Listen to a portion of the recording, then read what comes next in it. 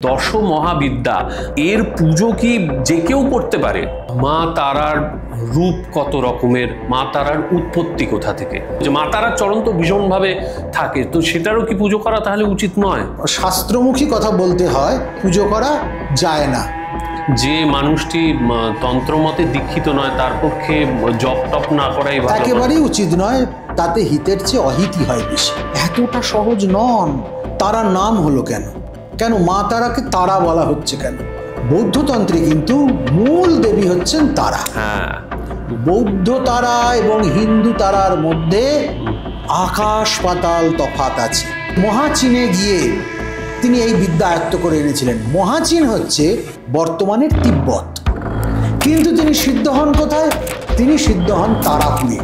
এই তারাপুর হচ্ছে বীরভূমে, যাকে আমরা এখন বলি তারাপীঠ। খুব ভালো রাজনীতি করতে চায়, ভালো বক্তা হতে চায়, বৃহস্পতি তাকে একদম স্ট্রং করে রাখতে হবে। সে যদি একটি তারা কবচ ধারণ করে, কেউ তাকে ঠেকিয়ে রাখতে পারবে না। কেউ যদি সেই আর্থিক সুস্থিতি আনতে চায়, তার অতি অবশ্য উচিত তারা বিদ্যা চর্চা করা। আর প্রতিদিন একটা করে হলুদ ফুল দিই। তারা সাধনার বিপদ আছে, যেহেতু আমরা আমাদের ইন্দ্রিয়গুলোকে ভালো করে জানিনি, চিনিনি, বুঝিনি, যে কোনো সময় এই ইন্দ্রিয়গুলো আমাদের সঙ্গে বিশ্বাসঘাতকতা করতে পারে। এবং যোনিরন্ধ্রের মধ্যে মহালক্ষ্মী, ষোড়শী এবং ভুবনেশ্বরী। তাই যারা যোনি তত্ত্ব না জেনে যোনির অপমান করে, তারা সর্বপ্রথম লক্ষ্মীভ্রষ্ট হয়। এটি লক্ষ্মীভ্রষ্ট হবার মূল কারণ, তারা মা লক্ষ্মীর অবস্থানটা বুঝতে পারছেন না। সমগ্র দক্ষিণ ভারতে ত্রিপুর সুন্দরী হচ্ছেন প্রধানা দেবী। মা ত্রিপুর সুন্দরী বা ত্রিপুরা সুন্দরীর আবির্ভাব রহস্য ব্যাপারে যদি বলেন, মাকে কিভাবে পেলাম আমরা?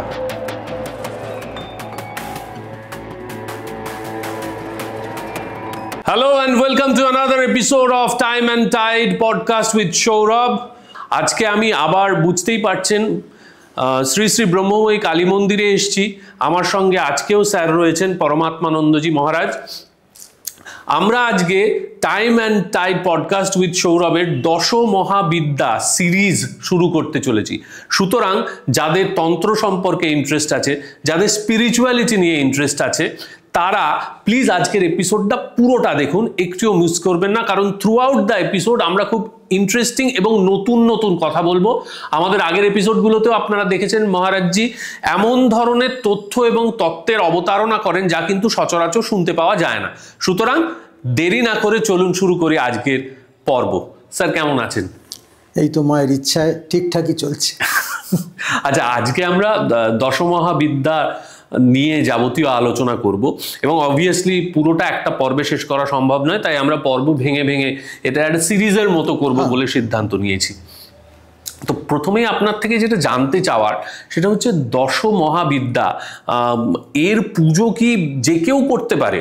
মানে গৃহস্থরা বাড়িতে এই দশ মহাবিদ্যার পুজো কি করতে পারে? অতি অবশ্যই না। না? হ্যাঁ, দশ মহাবিদ্যা তন্ত্র সাধকদের আরাধ্যা দেবী।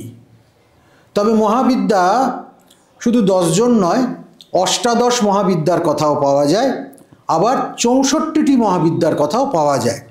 তবে দশ মহাবিদ্যা অধিক প্রচলিত এবং আমাদের বর্তমানের সময়ের প্রেক্ষিতে খুব ঘনিষ্ঠ হয়ে গেছে, যেটা হওয়া উচিত নয়। দশ মহাবিদ্যার মধ্যে এমন অনেক দেবী আছেন যারা গৃহস্থের পূজ্যা নন, গৃহস্থের সেব্যা নন, অন্তত গৃহ মন্দিরে তাদের পুজো করা উচিত নয়। যেমন তারা, যেমন ছিন্নমস্তা, ধূমাবতী, এই সমস্ত দেবীরা গৃহ প্রাঙ্গণে উপাস্যা নন। কিন্তু আমাদের পরিবর্তিত চাহিদা অনুযায়ী বোধহয় আমরা এদেরকেই বেশি আঁকড়ে ধরতে চাই। আমরা ঘরের মধ্যে ধূমাবতী পুজো করি, আমরা ঘরের মধ্যে তারা পূজা করি, আমরা ছিন্নমস্তা পুজো করবার চেষ্টা করি, আর বগলামুখী তো ঘরে ঘরে পূজিতা হন। এই 4 জন দেবী একেবারেই গৃহাঙ্গনে পূজিত হবার নন। এরা শ্মশানে পূজিত হতে পারেন, উপযুক্ত তন্ত্র সাধকের সাধন ক্ষেত্রে এনারা পূজিতা হতে পারেন। তবে হ্যাঁ, ভক্তি ভরে আমরা যদি তার চরণে ফুল বেলপাতা দিতে চাই, তাতে কোনো আপত্তি নেই। আর ভক্তির দ্বারা যতটুকু করা যায়, আমার মনে হয় আমরা যা চাইছি মায়ের কাছ থেকে, সেটা কেবল ভক্তিতে বিধি মার্গে না গিয়ে ভক্তি মার্গে থেকে করলে সেটারও সুফল পাওয়া যাবে। কিন্তু একদম বৈধি পূজা পাঠ, এই সমস্ত মহাবিদ্যাগুলোর যাদের কথা আমি বললাম, সেগুলো গৃহাঙ্গনে না করলেই ভালো হয়। কিন্তু আমরা দেখেছি যে মা তারার ভীষণ প্রচলিত হচ্ছে মা তারার চরণ, মা তারার ছোট্ট মূর্তি, এইগুলো লোকজন মানে এখন প্রায় সবার বাড়িতেই রয়েছে। মা তারার চরণ তো ভীষণভাবে থাকে, তো সেটারও কি পুজো করা তাহলে উচিত নয়? আমি বলবো, যদি শাস্ত্রমুখী কথা বলতে হয়, তাহলে ওই রকম কর্তৃত চরণ, একটা বিশেষ কোনো অঙ্গ, তাকে স্থাপন করে পুজো করা যায় না। দ্বিতীয়ত, আমরা তারা মূর্তি বলে যেটা পুজোর আসনে বসাই, সেটা কিন্তু ধ্যানসম্মত তারা বিগ্রহ নয়। এটা তারাপীঠে যে অরিজিনাল উগ্র তারার বিগ্রহ আছে, শিলাময়ী যে দেবী আছেন, তার উপর পরানো রূপোর ডেক, তার না হস্তপদ আছে না অন্যান্য কিছু আছে, আলাদা করে চরণটা সামনে যুক্ত করা থাকে, আর হাতগুলো তো নেই, আমরা তো সেটা দেখতেই পাই। ফলে এই অবয়বটার পূজা করে কতটা কি সুফল হতে পারে সেই নিয়ে যথেষ্ট আমরা সন্দিহান। তবে ভক্তির দ্বারা মাকে মা বলে ডাকলে তার সর্বত্রই হস্তপদ দেহাঙ্গ চিহ্ন সব খুঁজতে হবে, এটাও একদম জোর করে বলা যায় না। তবে আমার মনে হয় এগুলোকে বাদ দিয়ে মাকে শুধু মা বলে ডাকলে অনেক উপকার হয়। বিধি মার্গে না যাওয়াই ভালো। বিধিমার্গে না যাওয়া ভালো মানে, তার মানে যে মানুষটি তন্ত্রমতে দীক্ষিত নয় তার পক্ষে জপ টপ না করাই ভালো? একেবারেই উচিত নয়। বিভিন্ন মন্ত্র টিভিতে শুনে, ইউটিউবে বিশেষ করে ফোনে শুনে আর অমনি জপ সাধনে লেগে পড়া এতটা সহজ নন। এই সমস্ত দেবদেবীরা এত সুলভ নন, তাতে হিতের চেয়ে অহিতই হয় বেশি। স্যার, প্রথমেই যেটা জিজ্ঞাসা করা সেটা হচ্ছে দশ মহাবিদ্যা কারা? চামুণ্ডাতন্ত্রে দশমহাবিদ্যার একটি ফর্দ আছে। তন্ত্রকার বলছেন, কালী তারা মহাবিদ্যা ষোড়শী ভুবনেশ্বরী ভৈরবী ছিন্নমস্তা চ বিদ্যা ধূমাবতী তথা বগলা সিদ্ধ বিদ্যা চ মাতঙ্গী কমলাত্মিকা এতা দশ মহাবিদ্যা সিদ্ধ বিদ্যা প্রকীর্তিতা। কালী, তারা, ষোড়শী, ভুবনেশ্বরী, ভৈরবী, ছিন্নমস্তা, ধূমাবতী, বগলা, মাতঙ্গী, কমলা, এই হচ্ছেন কাল্লাদি দশমহাবিদ্যা। আমরা ইতিপূর্বে কালী সম্পর্কে কালী পুজোর সময় অনেক আলোচনা করেছি। এই সিরিজে এবার আমরা কালীর পরবর্তী মহাবিদ্যা, যাকে বলা হয় দ্বিতীয়া, সেই দেবী তারা সম্পর্কে কিছু আস্বাদন করব। বেশ বেশ, তাহলে প্রথমেই যেটা জানার যে মা তারার রূপ কত রকমের, মা তারার উৎপত্তি কোথা থেকে? তারার রূপের আগেও যেটা খুব প্রাসঙ্গিক, তারার নাম হলো কেন, কেন মা তারাকে তারা বলা হচ্ছে কেন? শাস্ত্র বলছে তিনি তারণ করেন। কি থেকে তারণ করেন?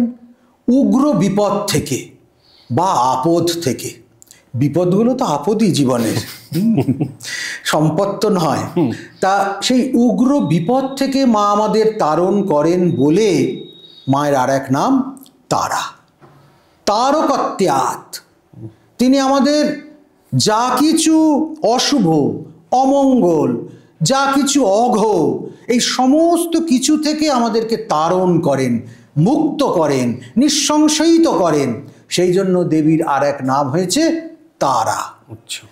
তারার আবির্ভাব কোথায় হয়েছিল? তারা দেবীর আবির্ভাব হয়েছিল চোলন হ্রদে। এই চোলন হ্রদে দেবীকে আমরা প্রথম আবির্ভূত হতে দেখতে পাই। আবির্ভাবের পরই মা ত্রিযুগব্যাপী জপ সাধন করেছিলেন। তার পরবর্তীকালে জপকালে মায়ের শরীর থেকে রশ্মি নির্গত হতে থাকে এবং সেই রশ্মি গিয়ে পড়ে চোলন হ্রদের মধ্যে। হ্রদের জল নীল হয়ে যায়, আর সেই নীল জলে প্রতিবিম্বিত যে দেবীর গাত্রবর্ণ সেটাও নীল বর্ণ ধারণ করে। এই জন্য তারার আর এক নাম নীল সরস্বতী। তবে তারা কিন্তু একজন নন, তারা 8 জন। তাকে বলা হয় অষ্টতারা। এটা মোটামুটি একটা তারার ভাগ, তবে তারার অনেকগুলো ভাগ আছে, আমনায় ভেদে ভাগ আছে। আমরা জানি যে তারার এই যে অষ্টতারা রূপ, উত্তর আমনায় আমরা অষ্টতারা রূপ দেখতে পাই। তার আগে একটা জিনিস জিজ্ঞাসা করি, আমনায় মানে এই কথা? আমনায় মানে হচ্ছে অংশ। আচ্ছা। ভারতবর্ষকে 4টে আমনায় ভাগ করা হয়েছে, উত্তর, দক্ষিণ, পূর্ব, পশ্চিম। উত্তরাংশ, দক্ষিণাংশ, পূর্বাংশ, পশ্চিমাংশ, এইগুলো হচ্ছে আমনায়। এই উত্তর আমনায় অষ্টতারার কথা আমরা পাই। এরা কারা কারা? এরা একজটা, উগ্রতারা, নীল সরস্বতী, এইরকম 8টি তারার কথা আমরা পাচ্ছি। আবার দক্ষিণ আমনায় যে তারা, তাদের মধ্যে আবার ভ্যারাইটি আছে। সেখানে আমরা চিন্তামণি তারা, সিদ্ধজটা তারা, ত্রিজটা তারা, ক্রূরমালিকা, চূড়চণ্ডা, বজ্রতারা, ব্রহ্মতারা, মণিতারা, নারসিংহী এবং চতুর্বেদোদরী তারা, এদেরকে আমরা পাচ্ছি। নামগুলো থেকেই বোঝা যাচ্ছে তারা সাধনের সঙ্গে ভারতবর্ষের সনাতন যে জ্ঞানের তপস্যা, তার অত্যন্ত ঘনিষ্ঠ যোগাযোগ। পূর্ব আমনায় আমরা পাই পর্শতারা, চন্দ্রবর্ণা তারা, চণ্ডঘণ্টা, ঘণ্টিকা, ত্রৈলোক্য বিজয়া তারা, এইরকম বিভিন্ন তারাকে। পশ্চিম আমরায় আমরা পাই উগ্রতারা এবং 84 রকমের হংস তারা। তারা সকলেই হংস তারা, কিন্তু তার মধ্যে 84টি ভেদ করা আছে, একদম সূক্ষ্মাতি সূক্ষ্ম ভেদ। হংস তারা মানে কি তাদের বাহন হংস বা এদের? না না না, তাদের বাহন হংস নয়, এখানে হংস তত্ত্ব। আচ্ছা। ঠাকুর বলছেন যে হংস কিরকম, দুধ আর জল মিশিয়ে দিলে সে দুধটুকু পান করে জলটা ফেলে দেয়, ঠিক সাধককে ওই রকম হতে হয়। সংসারের এই জ্বালা যন্ত্রণাময় অসারত্বের মধ্যে থেকে সার বস্তুটা গ্রহণ করে নিতে হয়, অসারকে ত্যাগ করতে হয়। যখনই সে সার গ্রহণ করে নিচ্ছে, অসারকে ত্যাগ করতে শিখে যাচ্ছে। সংসার কি? বাঁচবার একটা শৈলী। সংসারে কি করে বাঁচতে হয়, কি করে যাপন করতে হয়, এই শৈলীটা আমাদের অধিগম্য করে নিতে হয়। যে সাধনের মধ্যে দিয়ে সাধক এই বাঁচার শৈলীকে অধিগম্য করে, সেই শৈলীটি হচ্ছে তারা সাধন। ও তার মানে তারা সাধন করতে বলা হচ্ছে, মানে তাকে একবারও বলা হচ্ছে না তাকে সংসার ছেড়ে সবকিছু পরিত্যাগ করে? একেবারেই তা নয়। হ্যাঁ, সংসার ছেড়ে সে কোথায় যাবে? সে স্বামী, পুত্র, স্ত্রী, কন্যার সংসার ছেড়ে আরো বৃহত্তর কোনো সংসারে চলে যাবে। সেটা রাজনীতির হতে পারে, ধর্মনীতির হতে পারে, অর্থনীতির হতে পারে, বিভিন্ন সংসারে আরো বৃহত্তর সংসারে যাবে। আসল কথা তো বাসনা ত্যাগ করা। হ্যাঁ, আমি মায়ের রূপ বর্ণনার মধ্যে যখন আমরা ঢুকে পড়ব, তখন বুঝতে পারবো যে তারা তত্ত্ব কিভাবে আমাদের জীবনের সঙ্গে উন্নীত হয়ে রয়েছে। আর একটি আছে ঊর্ধ্ব আমনায়। এই 4টি আমনায়ের উপর একটা পরামনায় বা ঊর্ধ্বামনায় আছে। সেখানে আমরা পাচ্ছি মহগ্রা তারা, মহানীলা তারা এবং সম্ভব তারা। এইভাবে তারার অনেক রূপ রূপান্তর আমরা দেখতে পাই। যেখানে চীন সুন্দরী তারা বলে এক তারা আছে, মহানীল সরস্বতী বলে এক তারা আছেন, মহানীলা সুন্দরী বলে এক তারা আছেন। এই যে সমস্ত ছাত্রছাত্রীরা পরীক্ষায় ভালো নম্বর পাচ্ছে না, পাশ করতে পারছে না, বিদ্যায় বাধা আসছে, তাদেরকে নীল সরস্বতীর কবচ দেওয়া হয়, নীল সরস্বতীর মন্ত্র জপ করতে দেওয়া হয়, নীল সরস্বতীর বিশেষ নির্মাল্য দেওয়া হয়। এই নীল সরস্বতী কিন্তু তারারই একটা রূপ। নীল সরস্বতী কোনো নীলবর্ণা সরস্বতী নয়। ওই চলন হ্রদে আবির্ভূতা যে দেবী, যার গাত্রবর্ণ বিচ্ছুরিত হ্রদে পড়েছিল এবং পরবর্তীকালে তার নিজ গাত্রবর্ণ সেই হ্রদজ্যোতিতে উদ্ভাসিত হয়েছিল, সেই তারা। আসলে তারা সাধনা জ্ঞানের সাধনা, বিদ্যার সাধনা। বেদান্তে যেটি আকাশতত্ত্ব, তন্ত্রে সেটাই তারাতত্ত্ব। আচ্ছা, এখানে দুটো প্রশ্ন আসে। এক নম্বর হচ্ছে, এটা খুব ভালো একটা জিনিস উঠে এলো, সেটা হচ্ছে চীনা তারার কথা আপনারা বলছেন। তো দেখা গেছে যে বৌদ্ধ ধর্মের বেশ কিছু দেবী মূর্তি যাদের এখনো চীন দেশে পুজো করা হয়, তাদের মধ্যে এই তারা শব্দটা পাওয়াও যায়, এবং তাদের মূর্তির সঙ্গে আমাদের তারা মূর্তির অদ্ভুত মিল রয়েছে। অর্থাৎ এই যে চীনাতন্ত্র বা বৌদ্ধ তন্ত্র যেটা বলা হচ্ছে, সেখানেও কি তার মানে এই একই দশমহাবিদ্যা প্রকারান্তরে মানে রূপ পরিবর্তনে ওই একই জিনিসের রূপান্তরিত হয়েছে? যেমন আমাদের আদ্যা হচ্ছেন দেবী কালিকা হিন্দু তন্ত্রে, কালী তারা ষোড়শী, আবার কেউ ষোড়শী তারা কালী, আবার কোথাও কোথাও তারা কালী ষোড়শী, এইরকম ঘুরিয়ে ফিরিয়ে হয়।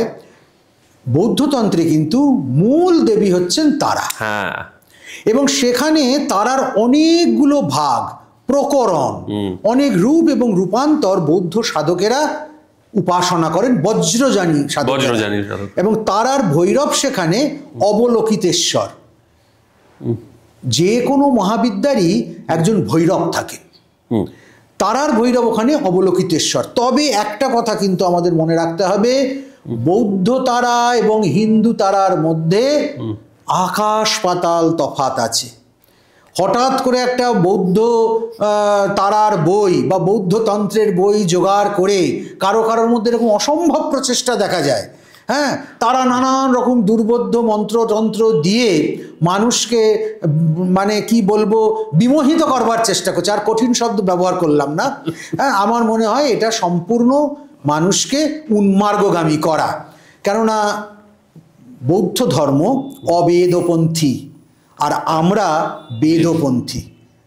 নাস্তিক তাকে বলা হয় যে বেদে বিশ্বাস করে না, আস্তিক তাকে বলা হয় যে বেদে বিশ্বাস করে।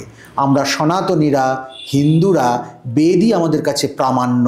তাই বৌদ্ধ তারাকে হঠাৎ করে বেদের মধ্যে, হিন্দুর জীবনচর্যার মধ্যে ঢুকিয়ে দিয়ে নতুন করে কিছু এক্সপ্লোর করার চেষ্টা করলে সেটা কিন্তু অবেদপন্থী হবে। তারা বৌদ্ধ ধর্ম অনুসারী হতে পারে, হিন্দু ধর্ম থেকে বিচ্যুত হবে, এটা একবারে স্থির সিদ্ধান্তে বলা যায়। আচ্ছা, দ্বিতীয় প্রশ্ন হলো এই যে নীল সরস্বতী, আপনি বলছেন তারার সাধনা মানে জ্ঞানের সাধনা আসলে, তো এই যে এই নীল সরস্বতী কি কোথাও ইকুইভ্যালেন্ট টু আমাদের যে শ্বেত সরস্বতীর যেটা আমরা পূজা করি, যাকে বলি বিনা রঞ্জিত পুস্তক হস্তে ভগবতী ভারতী দেবী নমস্তুতে, সেই সরস্বতীর সঙ্গে কি এনার মানে কি বলবো এনার ফিলোসফিক্যাল কোনো মিল আছে? গুণগত মিল আছে। এই সরস্বতী বিদ্যার অধিষ্ঠাত্রী এবং তারা স্বয়ং বিদ্যারূপিণী। হ্যাঁ, তারার উৎপত্তি, আবির্ভাব এবং মাহাত্ম্য বিদ্যা কেন্দ্রিক। সেই বিদ্যা ব্রহ্মবিদ্যা। সেই ব্রহ্মবিদ্যা প্রথম প্রকাশ করেছিলেন কে? বশিষ্ঠ। বশিষ্ঠারাধিতা তারা আমরা জানি। এই বশিষ্ঠকে একটা মুনি, একটা ঋষি তা নয়। বশিষ্ঠ একটা উপাধি, বশিষ্ঠ একটা পদ। বশিষ্ঠ মানে আচার্য শঙ্কর বলছেন, যিনি বসুদগণের মধ্যে শ্রেষ্ঠ তিনি হচ্ছেন বশিষ্ঠ। অর্থাৎ জ্ঞানীদের মধ্যে যিনি শ্রেষ্ঠ তিনি হচ্ছেন বশিষ্ঠ। তাঁর কাছেই দেবী আত্মপ্রকাশ করেন। এই বশিষ্ঠ মহাচীনে গিয়ে বুদ্ধরূপী জনার্দনের কাছ থেকে তারাবিদ্যা সাধন করে নিয়ে আসেন, তারাবিদ্যায় দীক্ষিত হন। এই বুদ্ধরূপী জনার্দনকে অনেকে বলেন বুদ্ধদেব, তাই জন্য পরবর্তীকালে বৌদ্ধ ধর্মে তারা সাধনা এলো। এত সরলীকৃত ব্যাপারটা নয়। এই বুদ্ধরূপী জনার্দন কিন্তু সনাতনী হিন্দু। আচ্ছা। এবং এই যেখানে গিয়ে মহাচীনে গিয়ে তিনি এই বিদ্যা আয়ত্ত করে এনেছিলেন। মহাচীন হচ্ছে বর্তমানের তিব্বত। সেইখানে গিয়ে, তখন কিন্তু তিব্বত বৌদ্ধ ধর্মের এলাকা ছিল না, তার অনেক পরে বৌদ্ধ ধর্ম। এই বশিষ্ঠদেব মহাচীনে গিয়ে বুদ্ধরূপী জনার্দনের কাছ থেকে তারামন্ত্রের উপদেশ গ্রহণ করেন বা দীক্ষিত হন। কিন্তু তিনি সিদ্ধ হন কোথায়? তিনি সিদ্ধ হন তারাপুরে। এই তারাপুর হচ্ছে বীরভূমে, যাকে আমরা এখন বলি তারাপীঠ। সেখানে শ্বেত শিমুল বৃক্ষের নিচে পঞ্চমুণ্ডির আসনে তিনি সাধনায় বসেন, উত্তর বাহিনী দ্বারকা নদীর তীরে। দ্বারকা নদীটা কীরকম? উত্তর বাহিনী। নদীর কোন দিকে যাওয়া উচিত? দক্ষিণ দিকে, কারণ দক্ষিণেই সমুদ্র। আসল কথা হলো ভোগের মার্গ সবসময় নিম্নগামী, আর সংযমের মার্গ ঠিক তার বিপরীতগামী। এই জন্য তারা সাধনায় বিপরীত ক্রমে সাধনা করা হয়। যা কিছু অন্য সাধনায় গ্রাহ্য, তারা সাধনায় সেটা গৌণ, আর যা কিছু তারা সাধনায় গ্রাহ্য, অন্য সাধনায় সেটা বর্জ্য। ব্যাপারটা কীরকম ছোট্ট করে বলি।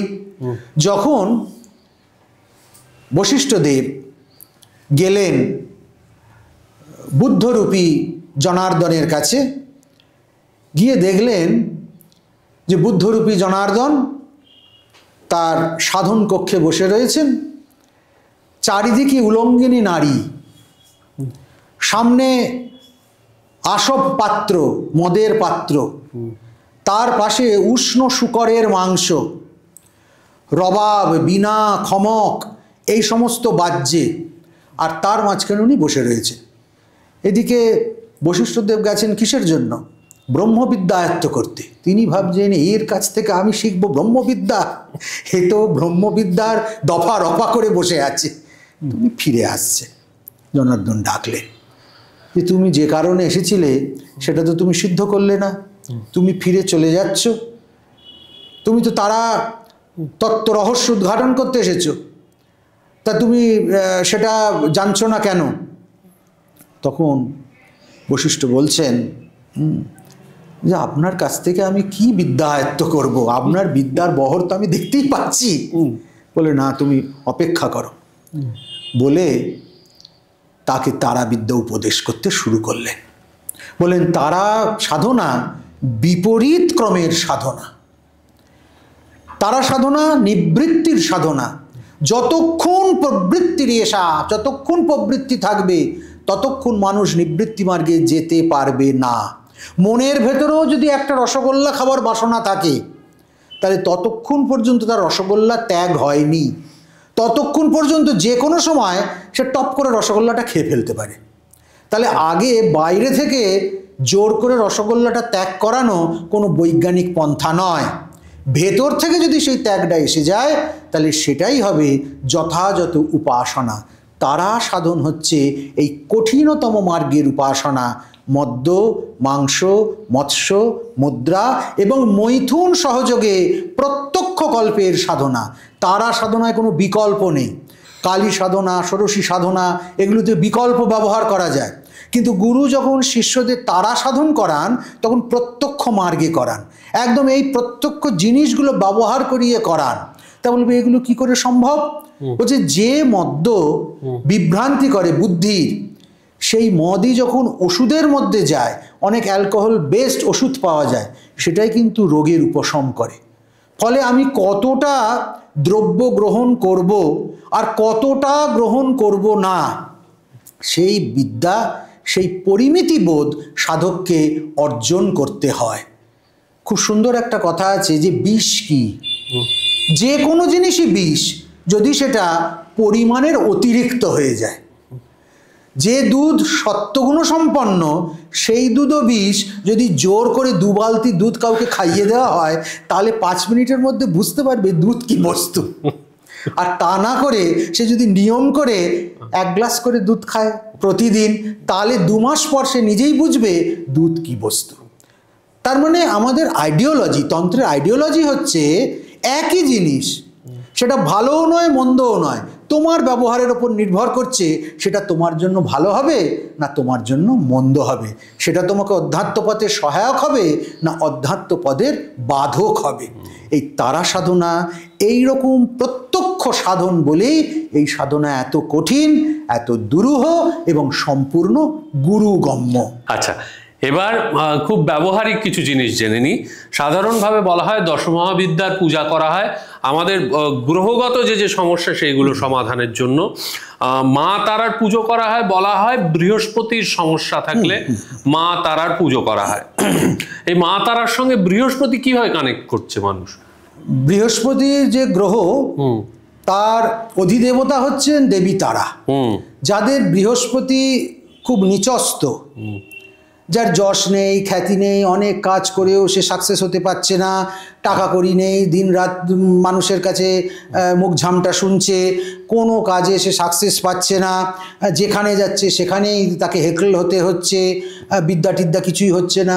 এ সমস্ত মানুষের জন্য তারা বিদ্যা বা তারা সাধনা বা তারা মূর্তির উপাসনা, তারা মন্ত্রের জপ, তারা কবচ ধারণ একদম অব্যর্থ। কেননা তারা মন্ত্রের প্রথম গুণ, যেহেতু বৃহস্পতি এর গ্রহ, বৃহস্পতি হচ্ছে সিদ্ধিপ্রদ। যার বৃহস্পতি স্ট্রং, তার অন্যান্য 2-4খানা গ্রহ এদিক ওদিক থাকলেও বৃহস্পতি তাকে টেনে নিয়ে বেরিয়ে যাবে, কারণ দেবগুরু বৃহস্পতি। সেই জন্য বৃহস্পতিতে যার দুর্বলতা, খুব ভালো রাজনীতি করতে চায়, ভালো বক্তা হতে চায়, বৃহস্পতি তাকে একদম স্ট্রং করে রাখতে হবে। তার জন্য কিন্তু তারা তত্ত্ব, তারা বিদ্যা একদম অব্যর্থ। সে যদি একটি তারা কবচ ধারণ করে, কেউ তাকে ঠেকিয়ে রাখতে পারবে না। কিংবা কবিত্ব শক্তি, আচ্ছা, ওই যে একটু আগে বলছিলাম বক্তৃতা, এটাও তো একটা শৈলী। কথা তো আমরা সবাই বলি, কিন্তু শোনার মতো করে বলা কথা কজন বলতে পারে? এই কবিত্ব শক্তি, লেখালেখি করা, ভালো উপন্যাস লিখছে, ভালো কবিতা লিখছে, ভালো গল্প লিখছে, কোন বিষয়ে পাণ্ডিত্য। একজন পণ্ডিত, খুব পণ্ডিত, কিন্তু তার কথা শুনতে ভালো লাগে না, সে গুছিয়ে কিছু করে উঠতে পারে না। আর একজন তার থেকে অর্ধেক জ্ঞান আছে, কিন্তু সে এত সুন্দর করে বিষয়টাকে উপস্থাপন করবে, তার কথা শুনতে ইচ্ছা করবে। এই হচ্ছে তারাবিদ্যা। আচ্ছা, তারাবিদ্যা অভ্যাস করলে, তারাবিদ্যায় সিদ্ধ হলে, বৃহস্পতি স্ট্রং হলে সে অনায়াসে এগুলো করতে পারবে। ফলে যার মনে হয় যে আমি খুব ভালো করে লেখাপড়া করতে চাই, ভালো কবিতা লিখতে চাই, ভালো আবৃত্তি করতে চাই, ভালো বক্তৃতা করতে চাই, সে যদি তারা কবচ ধারণ করে, তারা মন্ত্র জপ করে, অবশ্যই গুরু কর্তৃক উপদিষ্ট হয়ে, তাহলে সে নিশ্চিতভাবে এই সমস্ত বিদ্যাগুলো আয়ত্ত করতে পারবে। আর একটা কথা বলে, কুবেরের সমতুল করে দেয় তারা বিদ্যা। কেন? কুবেরের প্রতি তারার বিশেষ অনুগ্রহ। কেউ যদি আর্থিকভাবে খুব শক্তিমান হতে চায়, অর্থ কেনা চায়, কেউ যদি সেই আর্থিক সুস্থিতি আনতে চায়, তার অতি অবশ্য উচিত তারা বিদ্যা চর্চা করা বা তারা কবচ ধারণ করা, তারা মন্ত্র জপ করা। রাজদ্বারে নেতাদের কাছে যাচ্ছে, নেতাদের কাছে ঘুরে বেড়াচ্ছে, পাত্তা পাচ্ছে না, নেতারা 2-4 দিন খাটিয়ে নিয়ে তারপর ভাগিয়ে দিচ্ছে। বিবাদে পড়ে গেছে, ভাই ভাইয়ের বিরুদ্ধে মামলা ঠুকে দিয়েছে, আমরা একদম চোখ কান বুঝিয়ে বগলামুখীর দিকে দৌড়চ্ছি। আগে তুমি দেখো তোমার বৃহস্পতির অবস্থানটা কি আছে, তুমি মা তারার কৃপা পাবার চেষ্টা করো, মা তোমাকে বিবাদে জয়লাভ করিয়ে দেবে। এইরকম শক্তি তারা বিদ্যায়। শুধু তাই নয়, ব্যবসা, অনেক রকম ব্যবসা ট্রাই করছে, কোনো ব্যবসাতেই সে সার্থক হতে পারছে না, কিচ্ছু নয়। সে অব্যর্থভাবে একটি তারা যন্ত্র তার ব্যবসার জায়গায় প্রতিষ্ঠা করে দিক, সেটাকে একটা গোলাপি কাপড়ের ওপর বসিয়ে দিক, আর প্রতিদিন একটা করে হলুদ ফুল দিক। আমরা বলি কেন হলুদ ফুল কেন? আরে তারা পুজোর বড় বড় পঞ্চমুখী জবাব দিতে হবে, লাল জবা দিতে হবে, আদপেও নয়, হলুদ ফুল দিয়ে তারার পূজা করতে হবে। কলকে ফুল হলে আরও ভালো। আচ্ছা, হলুদ কলকে, এটা দিয়ে যদি ব্যবসা ক্ষেত্রে ওই তারা যন্ত্র কিংবা তারার একটা কোনো বিভূতির তার আমরা যদি উপাসনা করি, ব্যবসা দাঁড়াবেই দাঁড়াবে। এটা এখানে কোনো ভুল নেই, একদম শাস্ত্র বাক্য, শাস্ত্রের রেফারেন্স রয়েছে এর মধ্যে। এবং সমাজে যদি কেউ গ্রহণযোগ্য হতে চায়, পরিবারের মধ্যে, সমাজের মধ্যে, বন্ধু মহলে, সে যদি তারাতত্ত্ব সাধন করে, তাহলে কিন্তু অনায়াসে এই বিদ্যা লাভ করতে পারে। স্থপতিকার যারা বিল্ডিং টিল্ডিং বানাবে, শাস্ত্রে উল্লেখ আছে স্থপতির, তারা যদি তারার উপাসনা করে, তাহলে তাদের সেই স্থাপত্য বিদ্যায় বিশেষ পারদর্শিতা লাভ হবে। এইরকম বিভিন্ন ক্ষেত্রে তারা বিদ্যার প্রয়োগ আছে।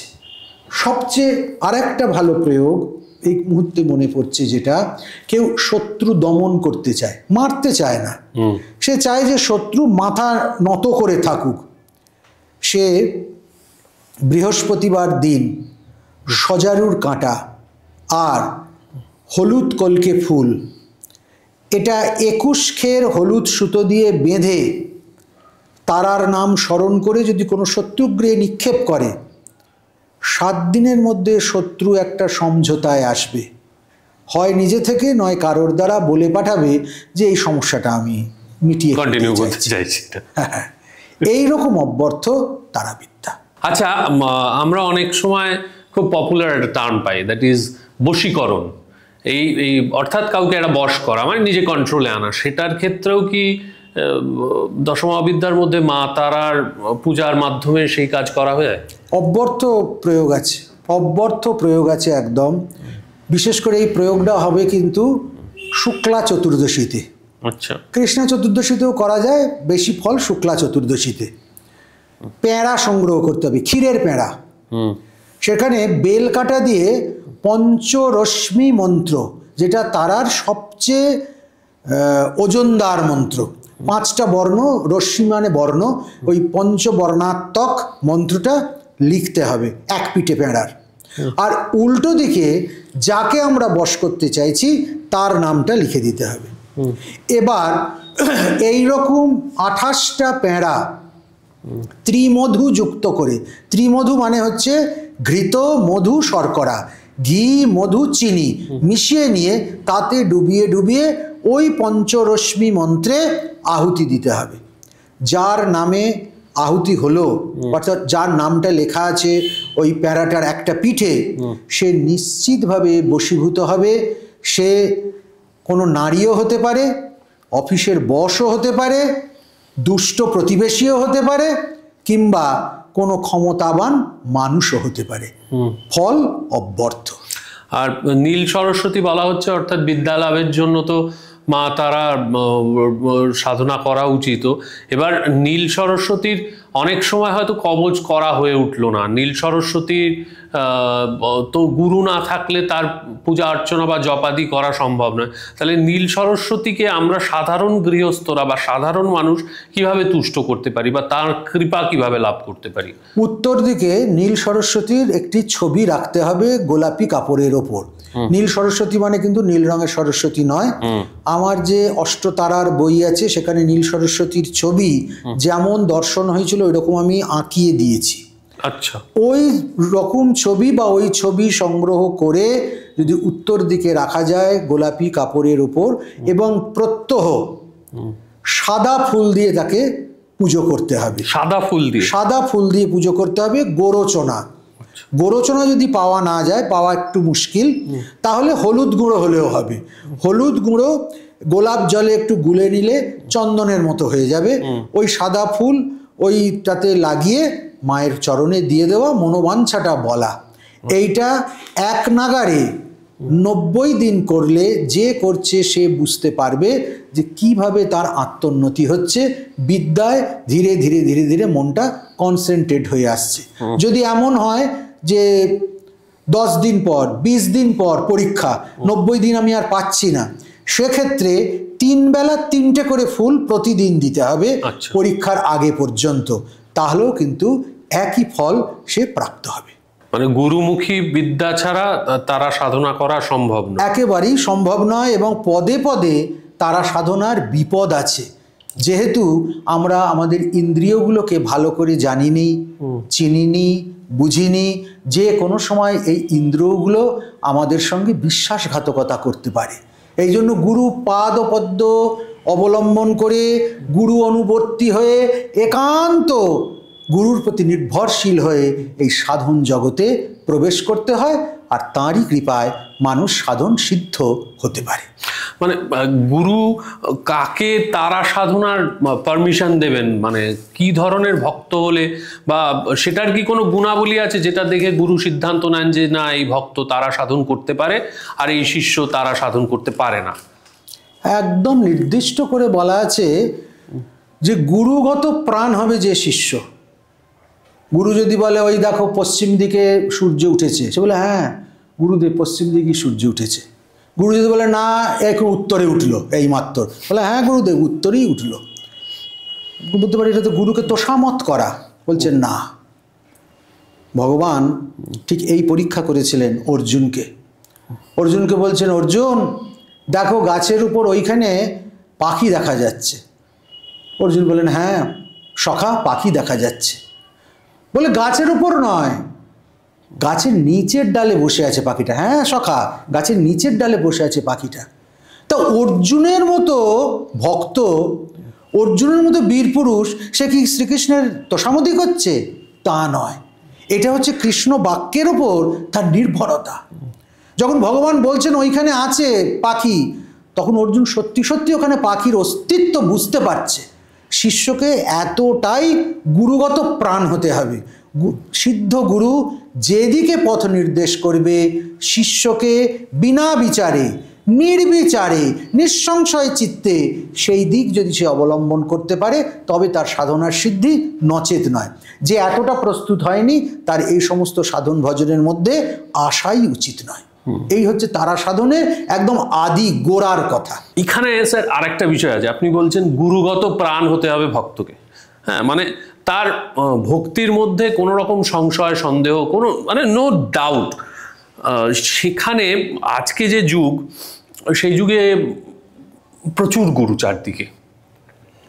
তাদের অনেককে দেখে ব্যক্তিগতভাবে আমারই মনে হয়েছে যে এরা বলছেন এরা সিদ্ধি লাভ করেছেন, কিন্তু আমি যেহেতু রামকৃষ্ণ মিশন থেকে ছোটবেলায় পড়েছি, সেখানে স্বামীজি শ্রীরামকৃষ্ণদেবকে গুরুপদে বরণ করার আগে নিজে পরীক্ষা করে নিয়েছিলেন, এবং ঠাকুরও বলতেন যে গুরুকে বাজিয়ে নিতে হয় আগে। এখন আশেপাশে, এবং আমরা সামহাউ ছোটবেলা থেকে ওই সেমি স্পিরিচুয়াল পরিবেশের মধ্যে যেহেতু প্রত্যেকে বড় হয়েছি, আমরা একটা শুনে এসেছি যে সিদ্ধি লাভ একটা ভয়ঙ্কর কঠিন সাধন তত্ত্বের বিষয়। মানে মানুষ এক জন্মে ম্যাক্সিমাম 99%, 97% মানুষ হয়তো পারেই না। ধারণাটা বদলাতে হবে। সিদ্ধিলাভ এত কঠিন বস্তু নয়। সিদ্ধিলাভ বর্তমানে একদম দুয়ারে সিদ্ধি। হ্যাঁ, সিদ্ধিলাভ অতি সুলভ বস্তু। প্রতি পাড়ায় অন্তত 5 জন করে সিদ্ধ গুরু আর 10 জন করে সিদ্ধ চেলা পাওয়াই যাবে। ফলে সিদ্ধিলাভ এখন আর কঠিন নেই। এখন ওই ফর্দ করতে গেলে ঠাকুর মশাইরা লেগে না, সিদ্ধি 1 ভরি, এইরকম পাড়ার নাম দিয়ে লেখা যায়, যেখানে সিদ্ধি প্রাপ্ত সাধক 10 জন। এখন সেটা আদৌ আমরা সিদ্ধি বলবো না সেদ্ধ বলবো, সেটা নিয়ে আমার প্রশ্ন। এইখানেই মানে ধরুন আজকে আমার প্রবল উৎসাহ হলো যে আমি শক্তি সাধনা করব, আমি ধরুন এসে আপনার কাছে আবদার করতে পারি বা অনুরোধ করতে পারি, বা আপনার উপর যেহেতু জোর আছে আমি জোরও করতে পারি যে আমার এটা লাগবে, ব্যবস্থা করে দিতে হবে। কিন্তু অন্যান্য বহু মানুষ তো রয়েছেন, তারা গুরু চিনবেন কি করে? মানে একজন মানুষ বলছেন আমি তোমার এই করে দেবো, মানে আশেপাশে তোমার যা যা প্রয়োজন সমস্ত কিছু আমি তোমার জন্য এনে দেবো, মানে আমি এমন টোটকা তোমাকে বলে দেবো তাতে তোমার জীবনের যা যা সমস্যা সব সমাধান হয়ে যাবে, তোমার কাঙ্ক্ষিত যত নারী সব তোমার মুষ্টিগত হবে, তোমার জীবনের যত শত্রু আছে সবের বিনাশ আমি করে দেবো। এবার তারা তো তার মধ্যে ঢুকে পড়লো, ধরুন বিশ্বাস করে, মানুষ বিশ্বাস করে এখনো অবধি আমি দেখেছি। এবার বিশ্বাস করে বেশিরভাগ ক্ষেত্রেই ঠকে। গুরু চিনব কি করে? কাম্যবস্তু লাভ করিয়ে দেওয়াই গুরু চেনার প্রথম উপায় নয়। গুকার অন্ধকার উচ্চতে রু তন্নিরোধক জ্যোতি। গু শব্দের অর্থ অন্ধকার, রু মানে আলো।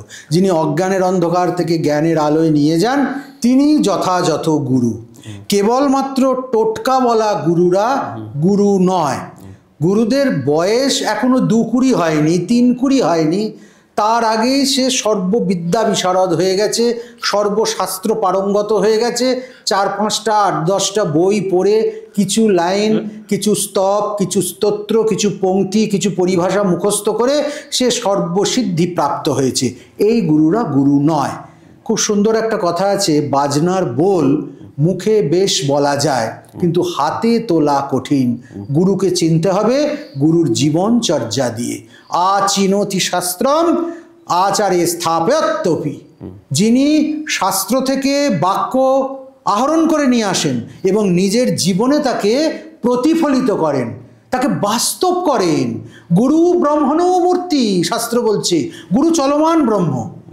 আমি যদি কথায় আর কাজে তার মধ্যে মিল না পাই, যদি দেখি যে আমার ওই শুষ্ক শাস্ত্রটা এর মধ্যে জীবন্ত হয়ে ওঠেনি, শাস্ত্রের তথ্য এবং তত্ত্বগুলো তত্ত্ব মূর্তি লাভ করেনি আমার গুরুর মধ্যে, তাহলে সে কিসের গুরু? সেখানে গুরুর কোনো গৌরবও নেই, গুরুর কোনো গুরুত্বও নেই। আসলে গুরু হতে গেলে যা হতে হবে তা হলো প্রথমে সাধন নিষ্ঠ হতে হবে। সাধনার প্রত্যেকটা পথ তাকে পরিক্রমা করতে হবে, সেই সাধনায় তাকে ব্যুৎপত্তি অর্জন করতে হবে। এমনি একটু বই দেখে মন্ত্র শিষ্যের কানে ফুঁকে দিলাম, 4টে টোটকা বলে দিলাম, 10টা সমস্যার সমাধান করে দিলাম, এগুলো গুরু নয়। এরা তো হচ্ছে লেবার। নানান রকমের তার কাছে আবদার এলো, তাকে বিভিন্ন লোক নিয়োগ করলো, সে সেই অনুযায়ী খেটে দিল। তো গুরু আর লেবারের মধ্যে তফাৎ আছে। আচ্ছা, এবার আবার আগের প্রসঙ্গে ফিরে আসি।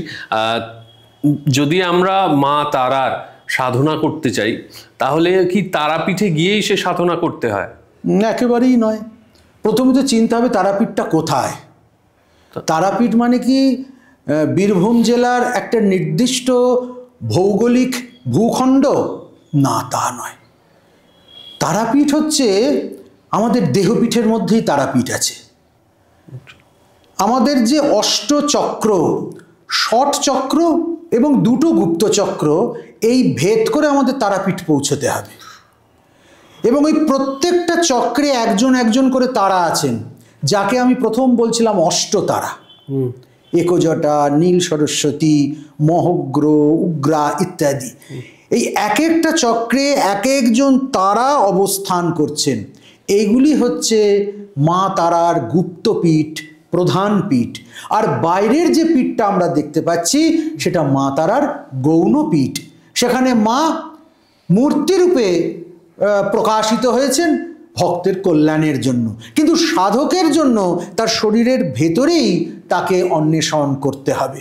যে তারা বাক্য এবং মনের অতীত, বাক্যের দ্বারা মনের দ্বারা যে জ্ঞান তত্ত্বকে পাওয়া যায় না, সেই তারা কোনো ভূখণ্ডে আবির্ভূত হতে পারে না।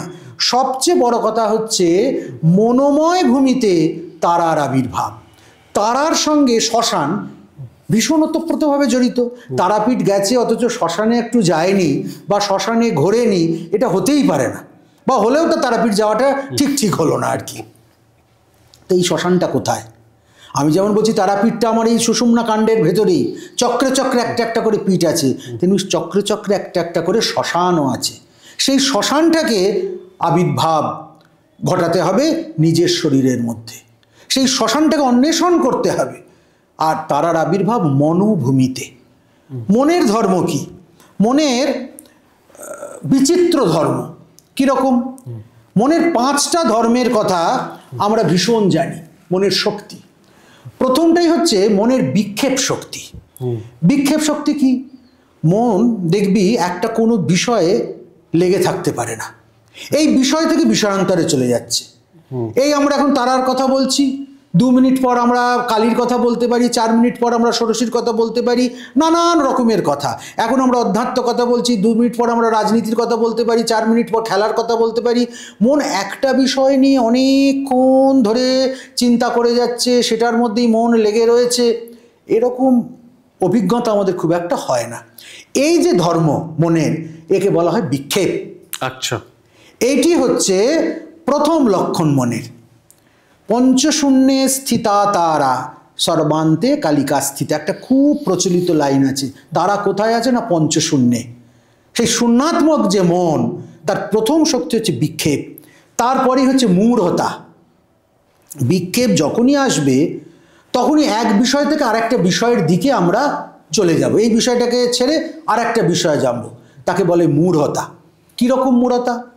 এই ভাবছিলাম গাছ, পরক্ষণই ভাবলাম গরু, তারপরেই কি ভাবতে শুরু করলাম? একটা ফুল, একটা পাতা। এই যে বিষয় থেকে বিষয়ান্তরে চলে যাচ্ছে, এটাকে বলে মূঢ়তা। এই মূঢ়তা কি করে? শ্রান্তি নিয়ে আসে। নানান রকম ভাবতে ভাবতে আমরা বলি না, অনেকক্ষণ ভাবছি, মাথাটা ধরে গেছে, একটু চা খেলে ভালো হয়, একটু বাইরে ঘুরে আসলে ভালো হয়। এই হচ্ছে মূঢ়তার লক্ষণ। তৃতীয় গুণ হচ্ছে উন্মত্ততা। ভাবছি প্রথমে ভাবছিলাম গরু, তারপর ভাবছিলাম গাছ, শেষে চোখ বন্ধ করে দেখছি গাছের ওপর গরু। এটা হচ্ছে উন্মত্ততা। হ্যাঁ, মানুষ এরকম ভাবে তো, সে কোন স্ট্যাটাসের, তার কি সামর্থ্য, কি যোগ্যতা, এই না ভেবে সে মনে মনে রাজার মেয়ে বিয়ে করে না, সে 10 কোটি টাকা ইনকামের ফন্দি বার করে না, করে গিয়ে কি হয়, খাটের নিচে সব টাকা জড়ো হয়ে যায়, সে জেলে চলে যায়। এইগুলো হচ্ছে উন্মত্ততা। একেবারে উন্মাদ হয়ে গেলে মানুষ এরকম করে, এটা মনের ধর্ম। তারপরেই বলছে চিত্তবৃত্তির নিরোধ, আর উন্মত্ততা আসলেই তার পরিশ্রান্তি এসে যায়, আর তখন সে সিদ্ধান্ত করতে পারে না। সেটা থেকে বেরিয়ে আসার কি উপায়? চিত্তবৃত্তিকে নিরোধ করা, শান্ত মনে ভাবা আমি ঠিক কি চাই, কি পেলে আমি নিজেকে পরিপূর্ণ বলে মনে করব। সবার পাওয়াটা কিন্তু এক নয়, সবার পরিপূর্ণ হবার উপায়টাও কিন্তু এক নয়।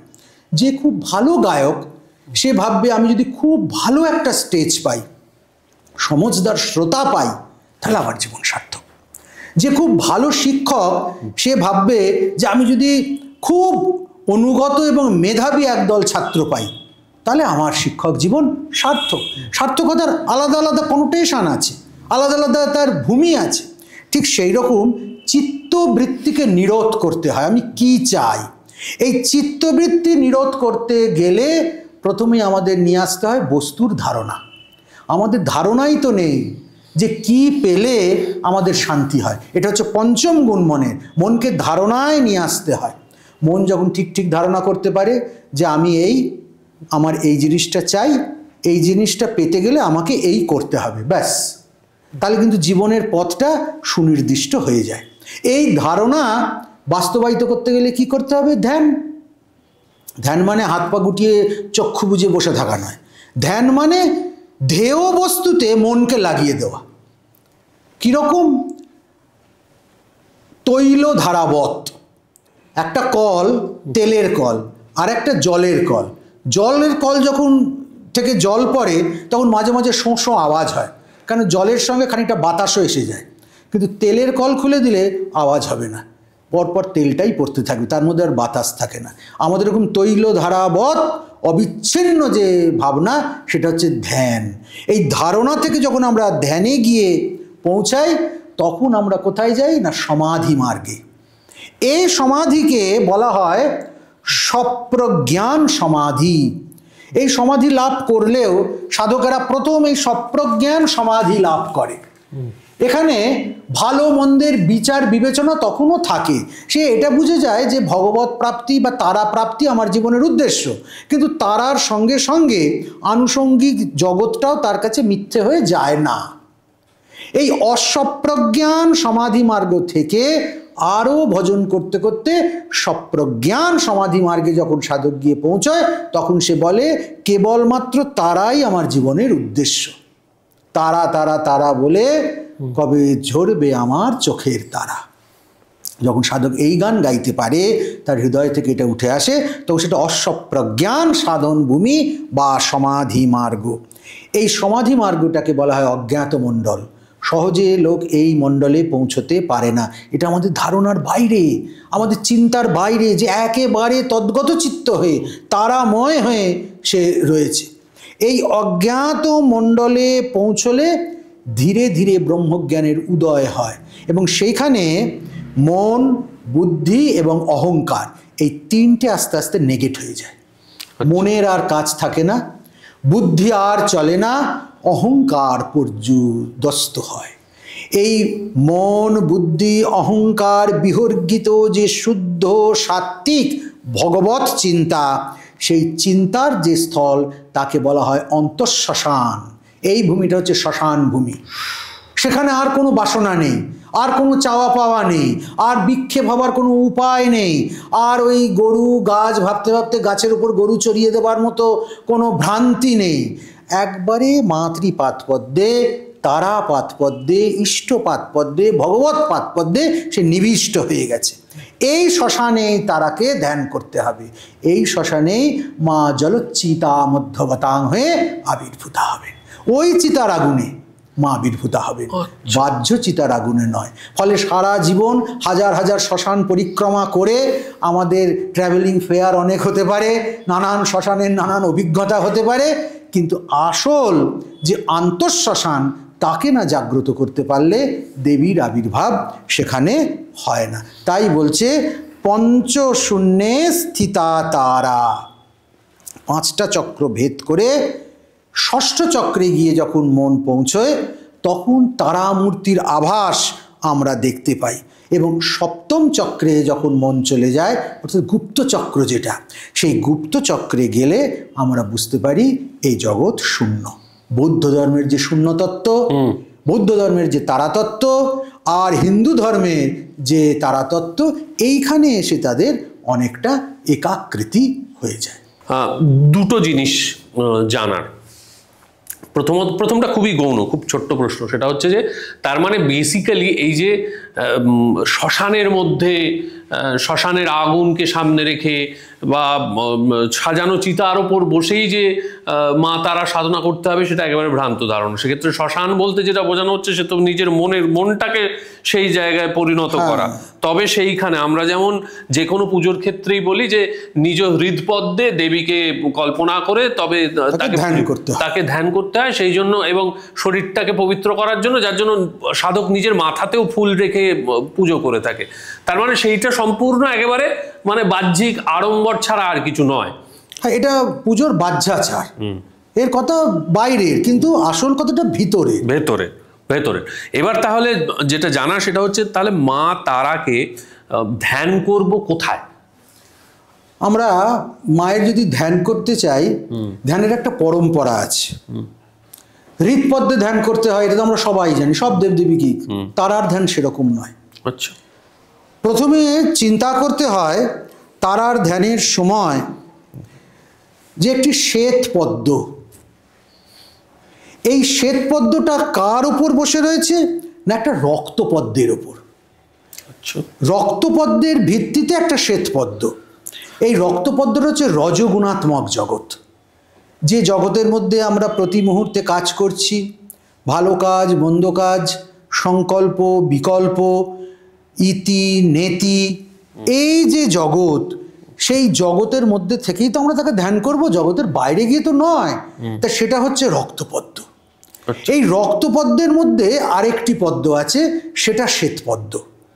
এই শ্বেতপদ্মটা হচ্ছে শুদ্ধ সত্তাত্মিক গুণ বিচ্ছুরণকারী একটি মাধ্যম। রজগুণাত্মক যতক্ষণ থাকবো ততক্ষণ আমি সৃষ্টির ইচ্ছা, সৃষ্টিক্ষু, আমাকে এটা চাই ওটা চাই, এটা করব ওটা করব। ঠাকুর বলছে রজগুণী সাধক দেখেছো, তসর গরদ পরে আসবে, হ্যাঁ, তিলক ছাপা কাটবে, তারপরে বড় দুর্গা মণ্ডপে বসে মা মা বলে ডাকবে। এও ভক্তির একটা দিক। ঠাকুর রজগুণী সাধককে খুব নিন্দা করেছেন তা নয়, কিন্তু তার আড়ম্বরের সহিত দেবীর উপাসনা। কিন্তু সত্যগুণী কীরকম? সত্যগুণী একদম অনাড়ম্বর, তো মাতৃ নামেই বিভোর হয়ে গেছে। সেজন্য রজগুণের ভিত্তির ওপর ওই সাদা পদ্ম চিন্তা করতে হয়। আচ্ছা, তার উপর আবার একটা নীল পদ্ম।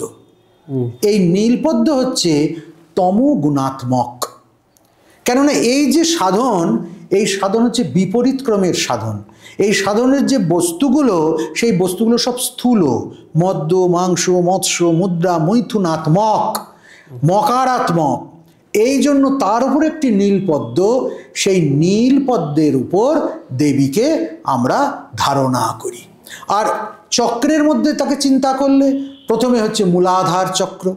যে মূলাধার চক্রে আমাদের সৃষ্টির ইচ্ছা থাকে, যখন মূলাধার চক্রে থাকে তখনই মনে হয় যে আমি সংসার করি, আমি সন্তান উৎপাদন করি, আমি কাম কথায় শরীর পাত করি, আমি কামাত্মক ক্রিয়া করি। ওইটি হচ্ছে লাল পদ্ম, একদম মূলাধার চক্রে, সেক্সুয়ালিটি রিপ্রেজেন্টেড বাই লাল পদ্ম। হ্যাঁ, আচ্ছা। তার উপরে আছে একটি সত্যগুণাত্মক পদ্ম, যেটা স্বাধিষ্ঠান। স্বাধিষ্ঠানে গিয়ে মন খানিকটা দেবভাবে অনুরঞ্জিত হয়। কিন্তু তার উপর একটা অংশ আছে, সেটা হচ্ছে মণিপুর চক্র। এই মণিপুর চক্র হচ্ছে নীল পদ্মের প্রতীক। এই মণিপুর চক্র পর্যন্ত আমাদের পড়ে যাবার ভয় থাকে, অর্থাৎ আমাদের পতন হতে পারে, যার জন্য মণিপুরে গিয়ে অর্জুনের ব্রহ্মচর্য স্খলিত হয়েছিল। মণিপুর রাজকন্যাকে সে গ্রহণ করেছিলেন ব্রহ্মচর্য ব্রত ভেঙে চিত্রাঙ্গদা। এটা সমী প্রতীক। এই জন্য মণিপুরে গিয়ে এত তো ভারতবর্ষে ঘুরলেন, মণিপুরে গিয়ে বিভ্রান্ত হলো কেন? কেন ওইটা হচ্ছে শেষ তার পরীক্ষার জায়গা। এই মণিপুর চক্রের উপরে প্রথমে দেবীকে ধ্যান করতে হয়, সেখান থেকে ধীরে ধীরে তাকে তুলে নিয়ে আসতে হয় অনাহত চক্রে। অনাহত চক্র থেকে তাকে নিয়ে যেতে হয় বিশুদ্ধা চক্রে, বিশুদ্ধা থেকে তাকে নিয়ে যেতে হয় আজ্ঞা চক্রে। এই আজ্ঞা চক্র পর্যন্ত 5টা শূন্য স্থান আমরা কিন্তু ইতিমধ্যে পেয়ে গেলাম। এই শূন্য স্থানগুলো কি বলা হয়েছে? আকাশ। পঞ্চশূন্যে স্থিতা তারা, মা পঞ্চশূন্যে আছেন, অর্থাৎ এই 5টি আকাশ ভূমিকে পেরিয়ে দিব্য আকাশ বা পরম আকাশ, বেদান্তের যেটা পরামুক্তি, সেই মুক্তির তত্ত্বে আমাদেরকে পৌঁছতে হয়। এইভাবে তারা সাধনা অতি কঠিন সাধনা। আমরা তত্ত্ব থেকেই বুঝতে পারছি যে একদম প্রত্যক্ষ গুরুর সাহায্য ছাড়া, অভিজ্ঞ গুরুর সাহায্য ছাড়া, সদ্গুরুর সাহায্য ছাড়া তারা রহস্য ভেদ করা সম্ভব নয়।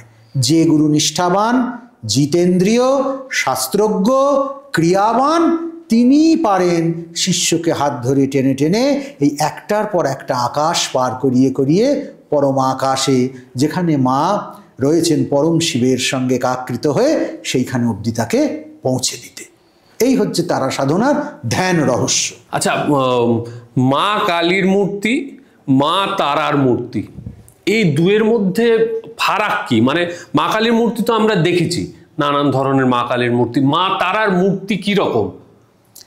कराल बदनां घोरां मुक्तकेशिं चतुर्भुजां तो আমরা কালী মূর্তি দেখেছি জানি আর আমরা আমাদের গত এপিসোডে মায়ের সেসব ভাবের কথা মূর্তিতত্ত্বের কথা বলেছি কালীর সঙ্গে তারার একটা বেসিক ডিফারেন্স আছে যদিও আমি বলছি শাস্ত্র কিন্তু এই ডিফারেন্স স্বীকার করেনি শাস্ত্র বলেছে শক্তি সঙ্গম তন্ত্র কালী তারার সম্পর্ক কেমন না কালী শিব তারা শক্তি তারা শিব কালী শক্তি অর্থাৎ কালী আর তারা অভেদ যেমন শিব শক্তি অভেদ শিব শক্তিকে আলাদা করা যায় না তারা আর কালীকেও আলাদা করা যায় না যা কালী তাই তারা কিন্তু তবু মূর্তিগত দিক থেকে এর একটু তফাৎ আছে প্রথম তফাৎ যেটা চোখে পড়বার মতো সেটা হচ্ছে দেবী কিন্তু খর্বাং লম্বোদরিং ভীমাং খর্ব মানে বেটে লম্বোদরি মানে পেট মোটা বেশ ভুঁড়ি ঠিক যেমন শিব ঠাকুর আমাদের বাংলার শিব ঠাকুর যেমন বেশ ভুঁড়িওয়ালা একজন নাদুস নুদুস বা তারাও আমার ঠিক সেই রকম কেন এটা ভীষণ জানতে ইচ্ছা করে যে মা বেটে আর ভুঁড়িওয়ালা এইরকম হলেন কেন আবার তার সঙ্গে বলছে ভীমা ভয়ঙ্করী খুব সুন্দর একটা লাইন আছে ব্রহ্মাণ্ড ভাণ্ডদরি লম্বোদরি তারা মা কেন খর্ব মন যখন সাধারণ অবস্থায় থাকে কামনা বাসনা ভালো মন্দ সাংসারিক জাগতিক সমস্ত কিছুর সঙ্গে জড়িয়ে তখন মনের প্রসারতা বিস্তৃতি চারিদিকে কত কিছু ভাবছে কত কিছু করছে কত জায়গায় ছড়িয়ে পড়ছে সে ঠাকুর বলছেন না কথামৃতে যে যত বয়স বাড়ে আমাদের মনটা সর্ষের পুঁটলির সর্ষের মতো চারিদিকে ছড়িয়ে পড়ে আর ছোটবেলায় মনটা পুঁটলির মতোই থাকে তাই ছোটবেলায় কেউ যদি বৈরাগ্য অভ্যাস করে সহজে হয় আর অনেক বয়স হয়ে গেলে ওই সব ছড়িয়ে পড়া সর্ষেগুলোকে আবার কুড়িয়ে এনে পুঁটলির মধ্যে পড়া সে খুব কঠিন কাজ এই মায়ের ক্ষেত্রেও ঠিক একই ব্যাপার যখন বাসনা কামনা বলয়িত আমরা জীবন যাপন করি তখন আমাদের মনটা চারিদিকে ছড়ানো কিন্তু তারাতত্ত্বে এসে গেলে আমরা একটু আগেই শুনছিলাম অস্বপ্রজ্ঞান সমাধি ভূমি যেখানে সমস্ত বিকল্পগুলো রহিত হয়ে গেছে ভালো মন্দ কু সু ইচ্ছা অনিচ্ছা সমস্তগুলো পেরিয়ে আমি চলে এসেছি শুদ্ধ এক শব্দে কান পেতেছি। আধুনিক কবি লিখছেন একটা শুদ্ধ শব্দে কান পেতেছি, আমার কানে সেই ধ্বনিটা আসছে। এই জায়গাটা খুব বৃহৎ নয়, সংকুচিত, সেই জন্য দেবী খরবাং। আর লম্বোদরী কেন, ওই বিরাট পেট কেন? এই দুটো অর্থ। এক, লম্বোদরের জননী।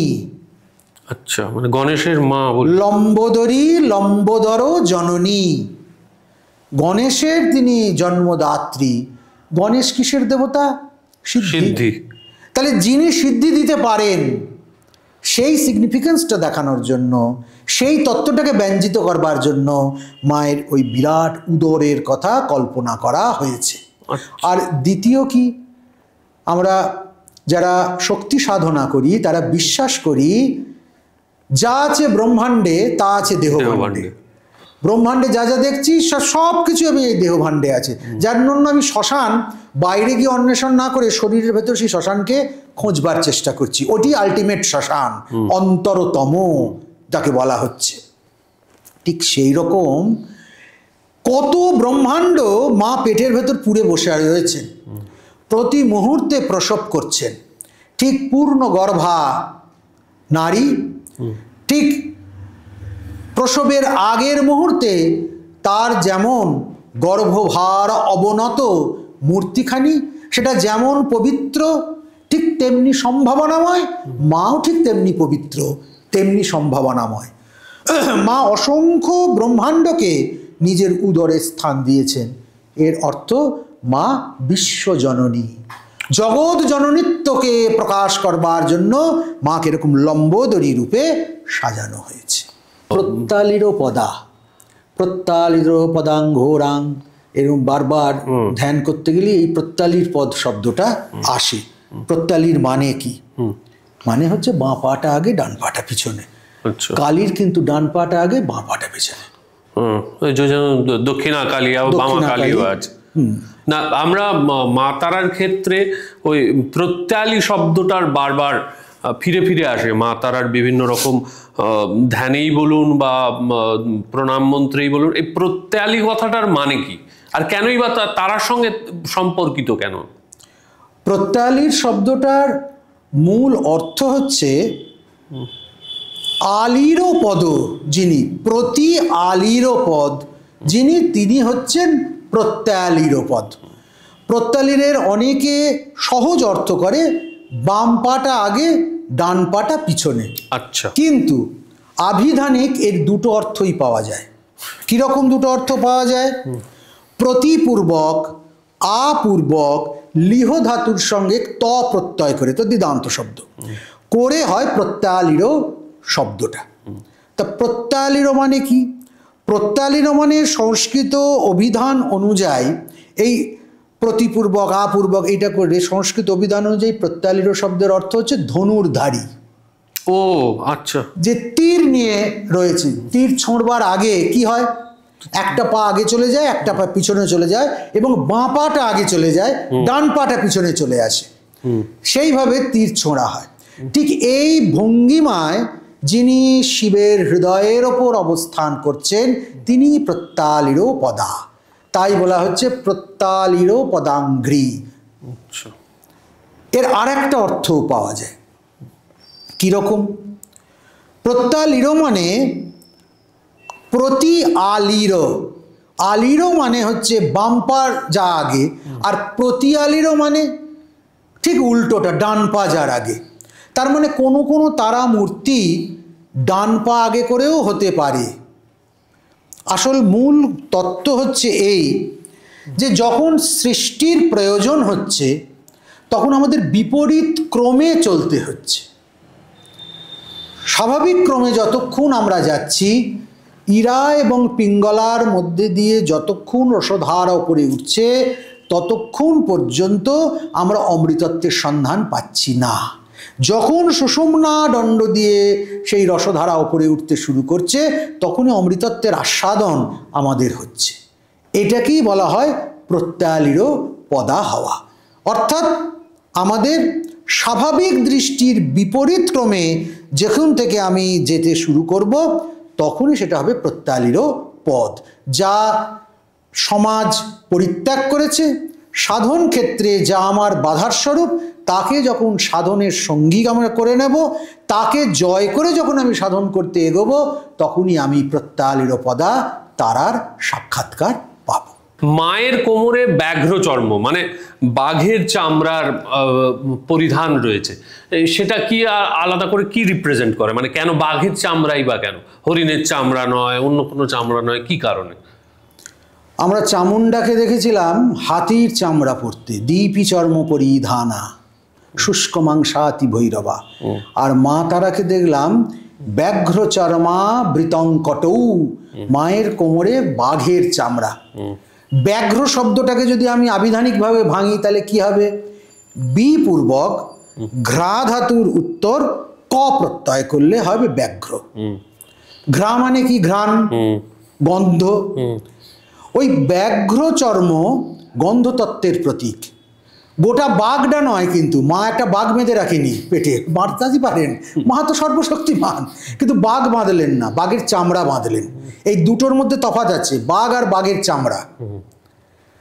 বাঘের চামড়ায় যে তত্ত্বটা নিহিত রয়েছে ঘ্রাণ তত্ত্ব। আচ্ছা, ঘ্রাণ আছে কোথায়? পৃথিবীতে। পৃথ্বীতত্ত্ব হচ্ছে ঘ্রাণ তত্ত্ব। এই যে পৃথ্বীতত্ত্ব, এই পৃথ্বীতত্ত্বের মূল কথা কি? মূল কথা হচ্ছে কামনা বাসনা। কামনা বাসনা বলয়িত যে জীবন, সেই জীবনকে মা কোটি দেশে বদ্ধ করে রাখছে, তার উপরে উঠতে আর দিচ্ছেন না। ওইখানেই মায়ের নাভি, মাতৃজনী এবং পায়ু, অর্থাৎ জীবের যে তিনটে বন্ধনের জায়গা, তার জননেন্দ্রিয়, তার মণিপুর চক্র এবং স্বাধিষ্ঠান, এই যে তিনটে জায়গায় সাধারণ মানুষ জড়িত হয়ে থাকে কামনা বাসনার দ্বারা বলয়িত হয়ে, মা তাকে আচ্ছাদন করে দিচ্ছেন, তার বাসনার অভিমুখটাকে ফিরিয়ে দিচ্ছেন, ফিরিয়ে দিয়ে তাকে ঊর্ধ্বগতি সম্পন্ন করাচ্ছেন। এই জন্য মা তারা ব্যাঘ্র চর্মা বৃতঙ্কটৌ, কামনার বাইরে যাওয়া, বিপরীত ক্রমে সাধন করা, যেটাকে নিলে আমার জীবন আপাত রমণীয়, পরিণামে শোচনীয় হয়, তাকে পরিত্যাগ করে অমৃতত্বের দিকে যাওয়াই তারা তত্ত্বের মূল কথা। মা তারা মানে, মা তারার সঙ্গে বাঙালি সবচেয়ে বেশি রিলেট করে হচ্ছে বামদেবকে। এবার বামদেবের তারা সাধনা এবং সিদ্ধিলাভ সেটা কীরকম? মানে আপনি আগে বললেন যে বশিষ্ঠদেব প্রথম তারাপীঠে এসে সিদ্ধ হলেন, আমরা সবচেয়ে বেশি জানি বামদেবের কথা, বামা খ্যাপা বলে যাকে ডেকে এনেছি। সেই সাধক কেমন সাধক, তার সিদ্ধিলাভই বা কেমন, তার চোখে মায়ের যে রূপ সে রূপই বা কেমন? তারাপুত্র বামদেব, বামদেবের মতো তারা সিদ্ধ সাধক এতাবৎ কালের মধ্যে আমরা দেখিনি। এর আগে আগে আমরা যাদের কথা স্মরণ করলাম, সে বশিষ্ঠ হতে পারেন, বিশ্বামিত্র হতে পারেন, এরা সব তারামন্ত্রের উপাসক ছিলেন, কিন্তু এরা সবাই পৌরাণিক সাধক, পুরাণে আমরা এদের কথা পড়েছি। কিন্তু একেবারে ঐতিহাসিক কালে আমরা যাকে চলতে ফিরতে দেখেছি, সেই সাক্ষাৎ চলমান শিব হচ্ছেন বামদেব। বামদেবের সাধনা তারা সাধনা, বীরাচারী সাধনা। তিনি মাকে মা বলেও ডেকেছেন, আবার কখনো বলেছেন তারা মা আমার আশ্চর্য ভৈরবী। কখনো তারাকে জননী বলে গ্রহণ করেছেন, কখনো তারাকে স্ত্রী বলে গ্রহণ করে সাধন করেছেন। এটি অতি গুপ্ত এবং গুহ্য তন্ত্র মার্গের কথা, তা প্রকাশ্যে এইভাবে ব্যাখ্যা এবং বিশ্লেষণ করা অনুচিত। তন্ত্রে পঞ্চম তত্ত্ব সাধনের যে গোপন রহস্য আছে, সেই রহস্যের সঙ্গে উন্নীত হয়ে রয়েছে এই তারা তত্ত্ব। আমি শুধু একটু ছোট্ট একটা রেফারেন্স দেব যোনিতন্ত্র থেকে, তাহলে বোঝা যাবে যে তারা তত্ত্ব কতখানি দুরূহ। যোনিতন্ত্রের এক জায়গায় বলা হচ্ছে, আমরা যতই বাইরে এই দশমহাবিদ্যাকে খুঁজে বেড়াই না কেন, আমি তো বলেছি দেহগত সাধন, দেহাভ্যন্তরে তাকে খুঁজতে হবে। এবং আরও স্পেসিফিক করে আমি বলছি জন্যাভ্যন্তরে, যোনির ভেতরে এই দশ মহাবিদ্যা অবস্থান করেন।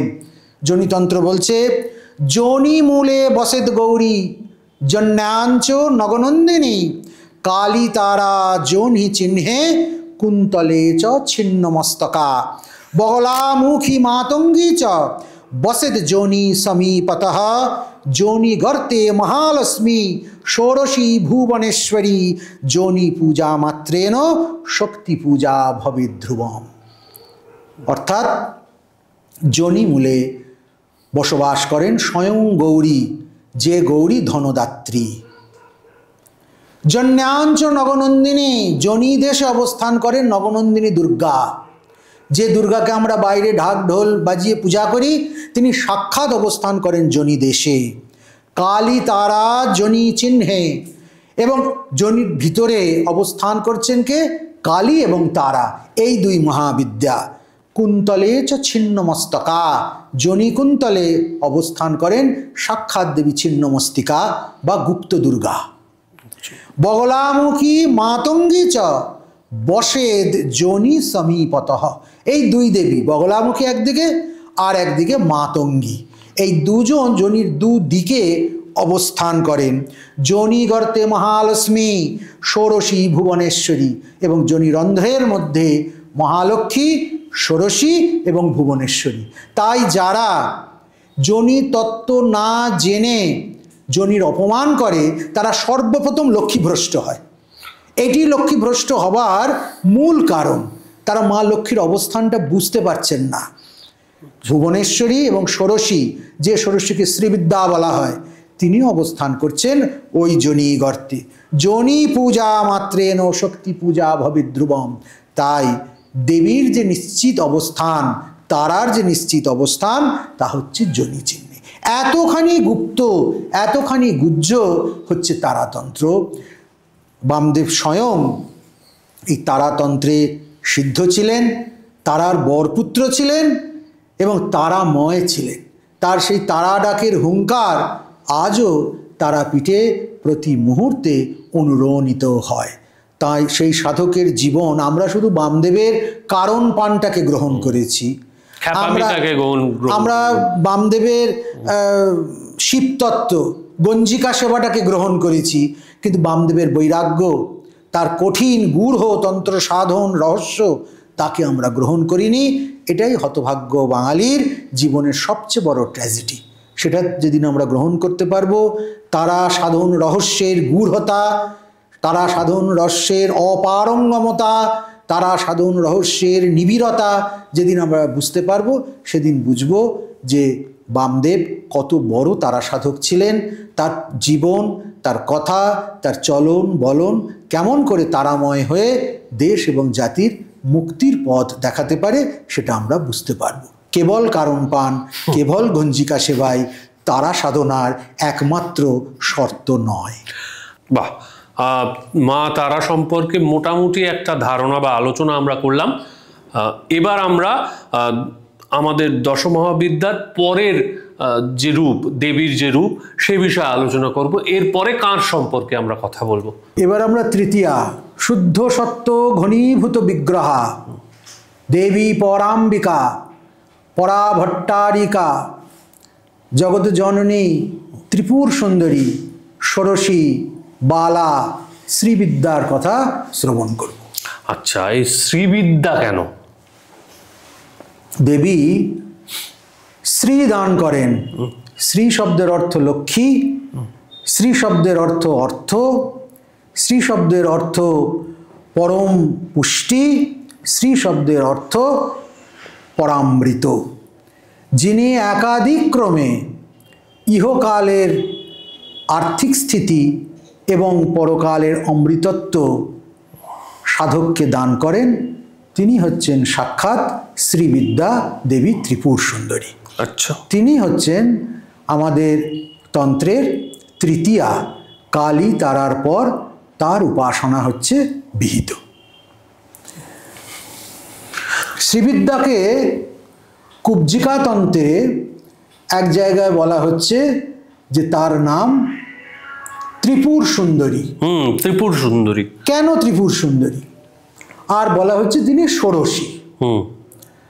ষোড়শী কেন? না তিনি নির্গুণা।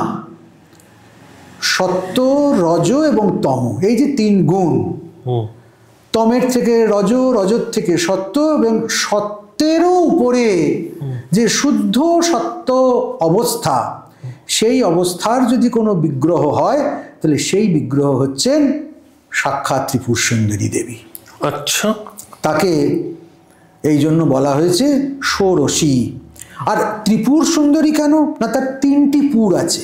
পুর মানে শরীর। কি তিনটি শরীর? ব্রাহ্মী, রৌদ্রী এবং বৈষ্ণবী।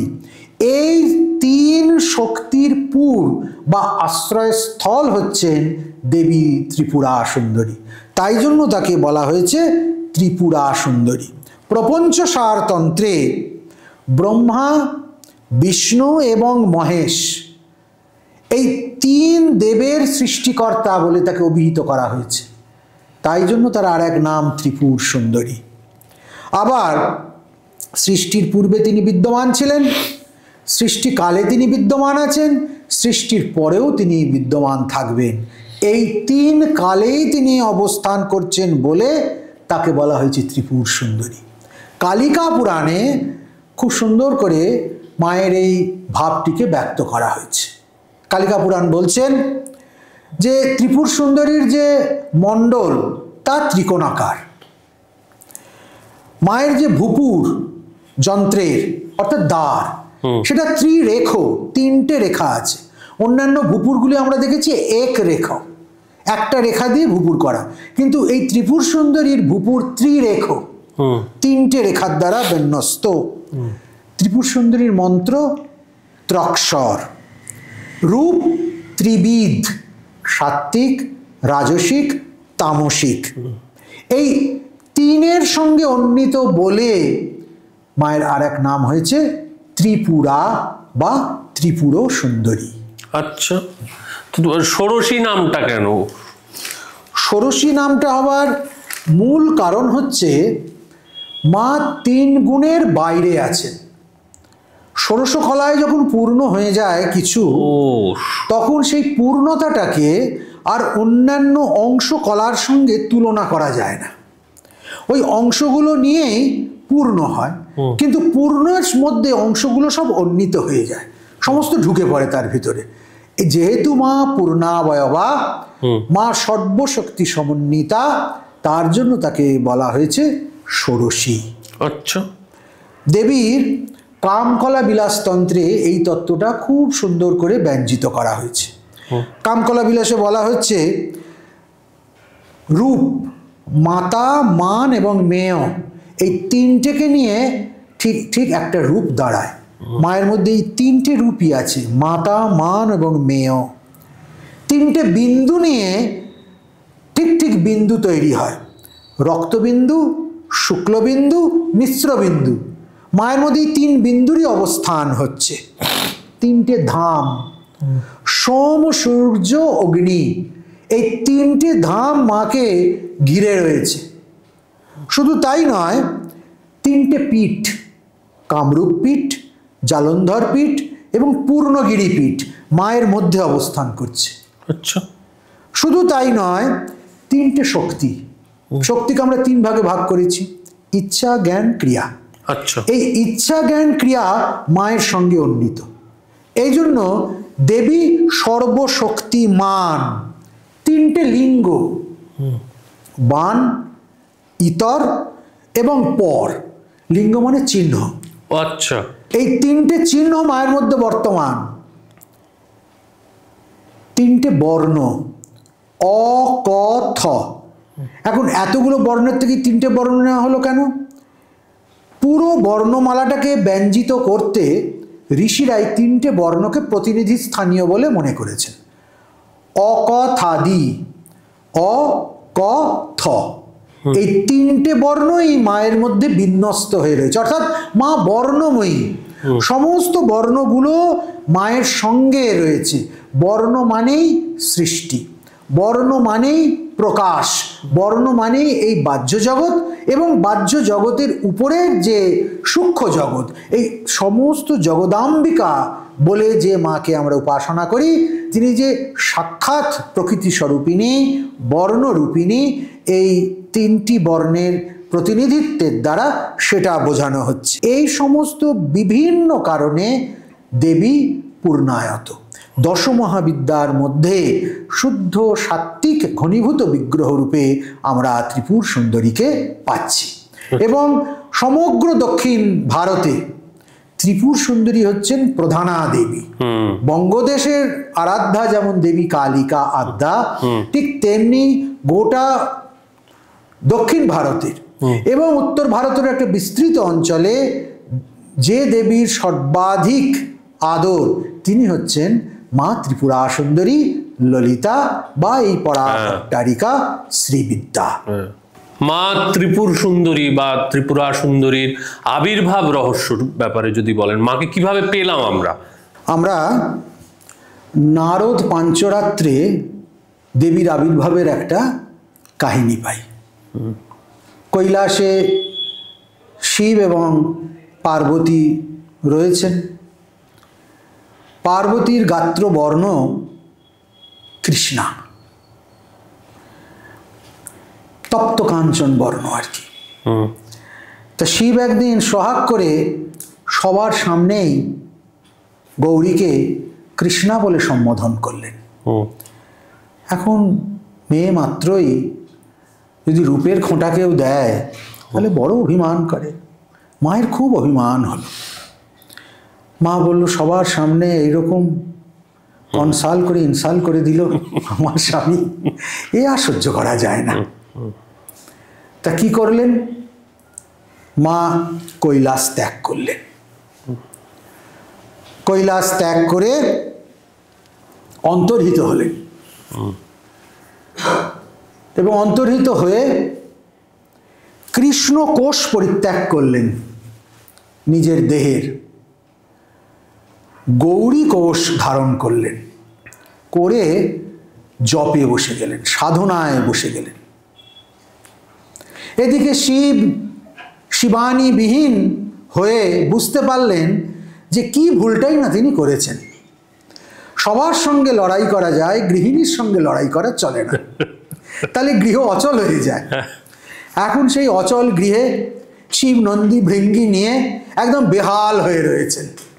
তার না খাওয়া পড়া চলছে, না গৃহস্থালী চলছে, কি কঠিন অবস্থা। সেইখানে এসে হাজির হলেন দেবর্ষি নারদ। নারদ এসে দেখলেন যে শিবের একদম করুণ অবস্থা। শিবকে জিজ্ঞেস করলেন যে এর কারণ কি। শিব সব কথা ব্যক্ত করে বললেন যে আমি পরিহাস ছলে কৃষ্ণা বলে গৌরীকে ডেকেছিলাম, তা সে অভিমান ভরে আমাকে ত্যাগ করে চলে গেছে। নারদ বললেন, আপনি শান্ত হন, আমি এর প্রতিবিধান করছি। নারদ এইবার মাকে অন্বেষণ করতে শুরু করলেন এবং শুরু করবার কিছুদিনের মধ্যেই দেখতে পেলেন যে মা পর্বত শৃঙ্গে বসে ধ্যানে বিভোর হয়ে রয়েছেন। নারদ গিয়ে সেখানে হাজির হয়ে গেলেন। হাজির হয়ে মাকে বোঝালেন যে আপনি চলুন, কৈলাসে ফিরে চলুন, আপনার অভাবে মহেশ্বরের জীবন অতিষ্ঠ হয়ে উঠেছে, মা যাবেন না। বলবার সময় মনে ছিল না, যখন সবার সামনে এরকম করলো, আমি আর যাব না। বললেন, যাবেন না কি? না গেলে তো বড় বিপদ হবে। বলে, কি বিপদ? মেয়েরা কিন্তু সব সহ্য করতে পারে, কিন্তু স্বামীর বিপদ সহ্য করতে পারে না। বলে, বিপদ হচ্ছে এই, ভোলা মহেশ্বর আবার ভেতরে ভেতরে আরেকটি গৃহিণী আনবার ব্যবস্থা হচ্ছে। মা বললো, তোমার এক মুহূর্ত নয়, এক্ষুনি যেতে হবে, তুমি ব্যবস্থা করো। ব্যাস, মা চলে এলেন কৈলাসে। কিন্তু এসে আর এক বিপত্তি। কি বিপত্তি? মা তো এসে দাঁড়িয়েছেন শিবের সামনে। শিব বহুদিন পর নেত্র উন্মিলন করে দেখছেন তার প্রাণ প্রিয়তমাকে। হর মনোরমা হরস উরস বিহারিণী আদ্যা শক্তি পরমা ভবানী। মহেশ্বর তাকে দর্শন করছেন, একদম বিগলিত নেত্রে দর্শন করছেন।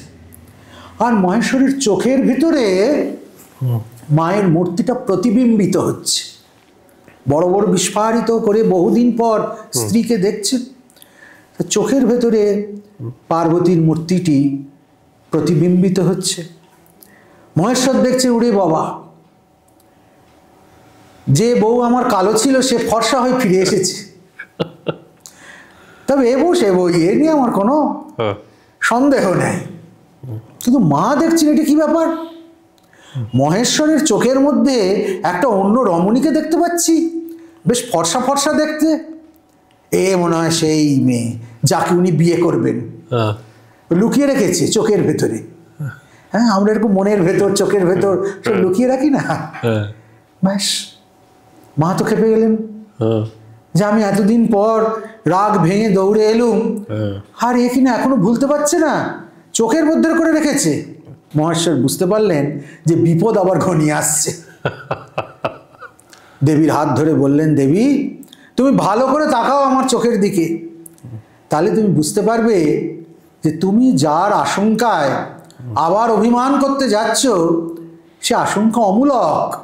এ তুমি যে নবরূপ পরিগ্রহ করে এসেছো, তোমার এই পরম সুন্দরী রূপ ললিতা নামে খ্যাত হোক জগতে, এই ললিত সুন্দর রূপ, আর দেখো তুমি চেয়ে দেখো, এ তুমি, এ অন্য কেউ নয়।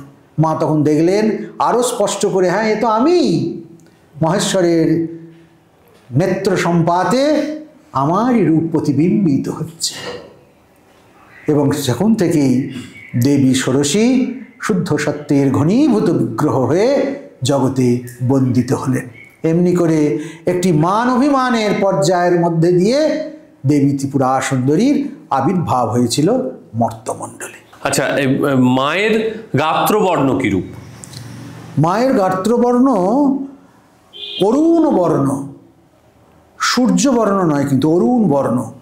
সূর্যোদয়ের আগে হয় অরুণোদয়, ঠিক অন্ধকার ভেঙে প্রথম আলো ফুটছে, অন্ধকারের বৃন্ত থেকে ফুটন্ত সকালের যে আবির্ভাব, সেই যে বর্ণটা চারিদিক অন্ধকারের মধ্যে লাল হয়ে গেছে, সেই অরুণ দ্যুতি মায়ের। এটার আমাদের শুটিং এর ভাষায় এটার খুব সুন্দর একটা টার্ম আছে, এটাকে বলা হয় ম্যাজিক লাইট।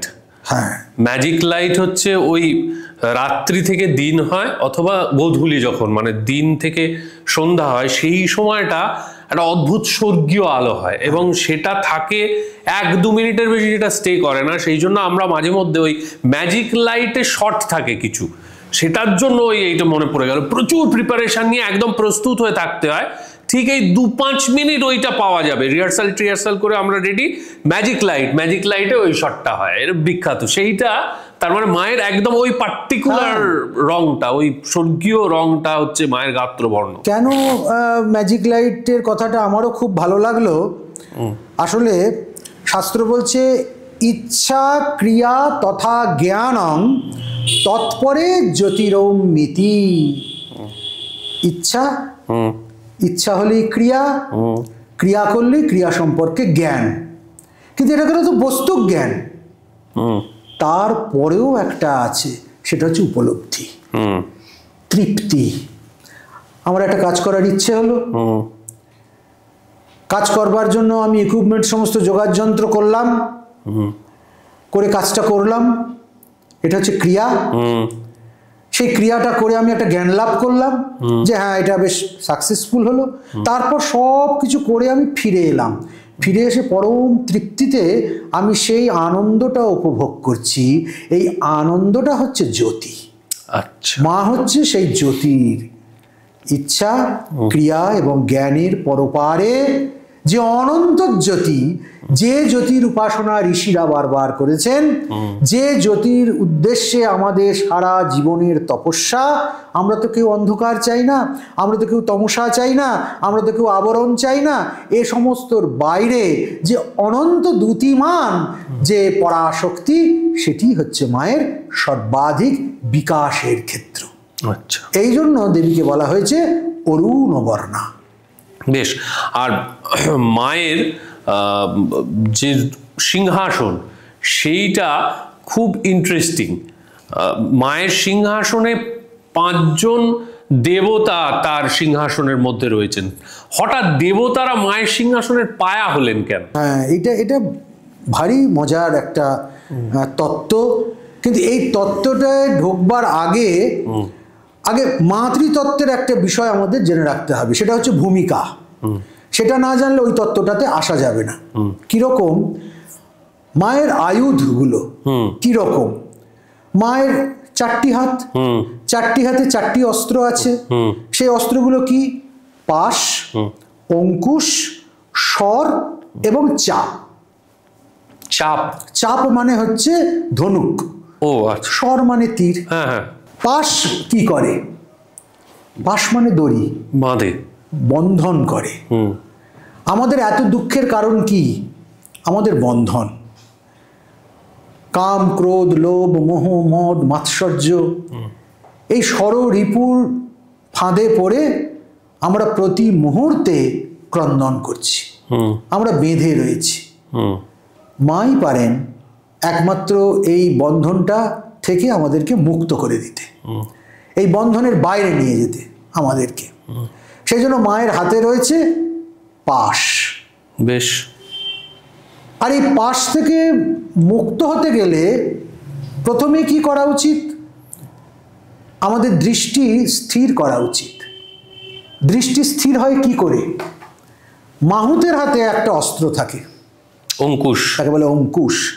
মায়ের হাতেও সেরকম অঙ্কুশ আছে।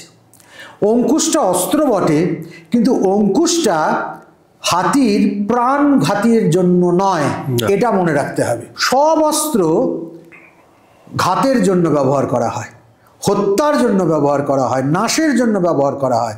আর অঙ্কুশ একমাত্র অস্ত্র যেটা দিক নির্দেশের জন্য ব্যবহার করা হয়। যখন মাহুত অঙ্কুশ দিয়ে হাতিকে ট্যাকল করে, অঙ্কুশ দিয়ে তাকে নিয়ন্ত্রণ করতে শুরু করে, তখন হাতি ঠিক ঠিক পথে চলে, গন্তব্যে পৌঁছে যায়। মাহুত যদি তার মাথার উপর বসে অঙ্কুশ চালনাটা না করত, তাহলে কিন্তু হাতিটা তার গন্তব্যে পৌঁছতে পারত না। মা যদি আমাদের জীবনের এই অঙ্কুশটাকে নিয়ে আমাদের পরিচালনা করেন, সাধককে যদি মা নিজে পরিচালনা করেন, তাহলে আমরা পথভ্রষ্ট হব না।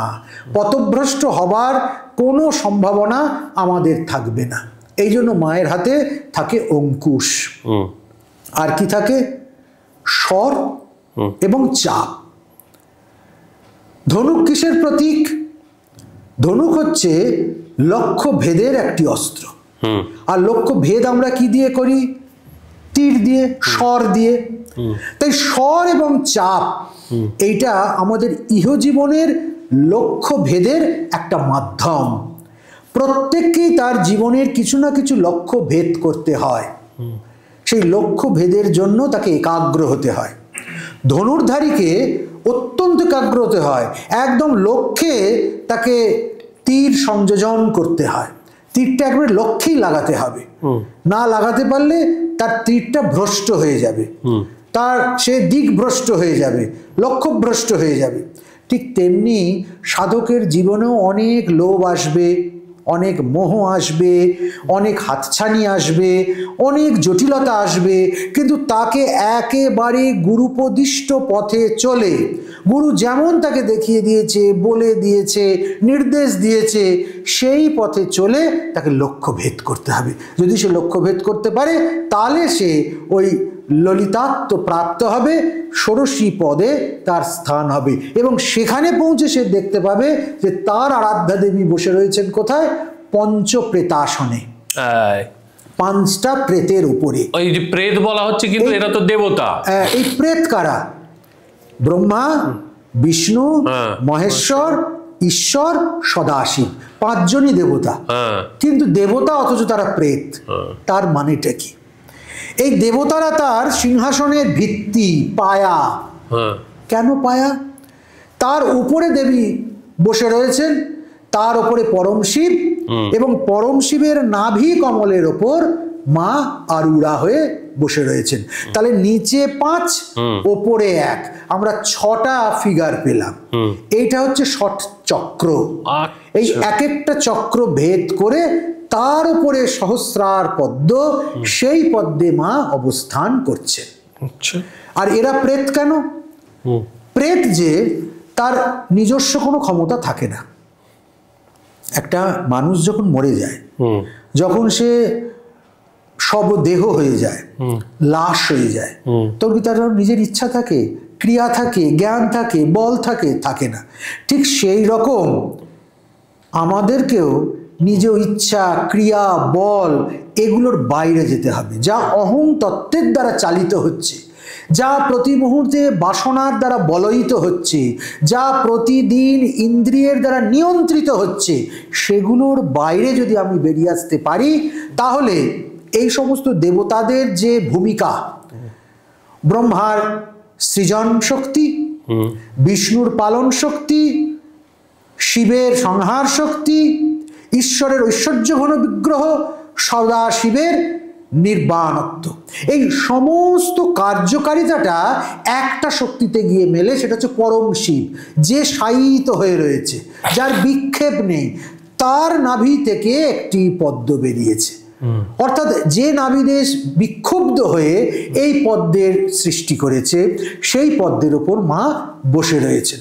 অতএব মনে রাখতে হবে, কামনা বাসনা বলয়িত জীবনে যখন ধীরে ধীরে ঢেউগুলো কমে আসবে, ঢেউ কমে আসলে যে নিস্তরঙ্গ সমুদ্রটা আমরা পাবো, সেই নিস্তরঙ্গ সাধন সমুদ্র পেরোলেই অমৃতময় যে দেবী বিগ্রহের সঙ্গে শুদ্ধ সাত্ত্বিকতা দ্বারা নির্মিত যে দেবী বিগ্রহের সঙ্গে আমাদের দেখা হবে, তিনি হচ্ছেন দেবী ষোড়শী। এই জন্য ষোড়শীকে পরম দেবী বলে ধরা হয় এবং ষোড়শীর মাহাত্ম্য এত চতুর্দিকে ব্যঞ্জিত করা হয়। একদম সাত্ত্বিকতার মূল নির্যাস যদি কিছু হয়, সেটা হচ্ছে এই ললিতা বিগ্রহ বা শ্রীবিদ্যা। আচ্ছা, আপনি যেমন মা তারার ক্ষেত্রে বলেছিলেন যে মা তারাকে যখন ধ্যান করা হয় তখন রক্ত পদ্ম, তার উপর শ্বেত পদ্ম এবং তার উপর সবশেষে নীল পদ্ম, এর ওপর তাকে ধ্যান করতে হয় বা তার সাধনা করতে হয়। এনার ক্ষেত্রে কি তেমন কোনো প্রকরণ বা এনার ক্ষেত্রে কি তেমন কোনো কিছু আছে? এনার ক্ষেত্রে যেটা, সেটা হচ্ছে ওই প্রতিটি চক্র থেকে চক্রান্তরে আমাদের যেতে হয় বাসনাকে মুক্ত করতে করতে। ওই যে 5টা প্রেত নিচে রয়েছে, ব্রহ্মাদি যে পঞ্চপ্রেত, এই ব্রহ্মাদি পঞ্চপ্রেতের নিজস্ব কিছু ক্রিয়া আছে। যতক্ষণ পর্যন্ত আমরা কাম বাসনার অধীন, ততক্ষণ পর্যন্ত আমরা ব্রহ্মার অধীন হয়ে রয়েছি। ধীরে ধীরে সেই কাম বাসনার যখন নিবৃত্তি হয়ে যাচ্ছে, এবার আমরা পালনের দিকে যাচ্ছি, তখন বিষ্ণু শক্তি। সেখান থেকে ধীরে ধীরে আমাদের মানে চরম লয় যেখানে হয়ে যাচ্ছে কামনার, তখন আমরা রুদ্র শক্তির দিকে যাচ্ছি। এইভাবে চক্র থেকে চক্রান্তরে কুণ্ডলিনীকে জাগিয়ে জাগিয়ে নিয়ে গিয়ে যখন একদম সহস্রারে আমরা পৌঁছে যাই, তখন সেখানে গিয়ে ললিতার সঙ্গে আমাদের সাক্ষাৎকার হয়। এই চক্র জাগরণ বা সাত্ত্বিকতার ক্রম জাগরণই হচ্ছে ললিতা সাধনার মূল কথা।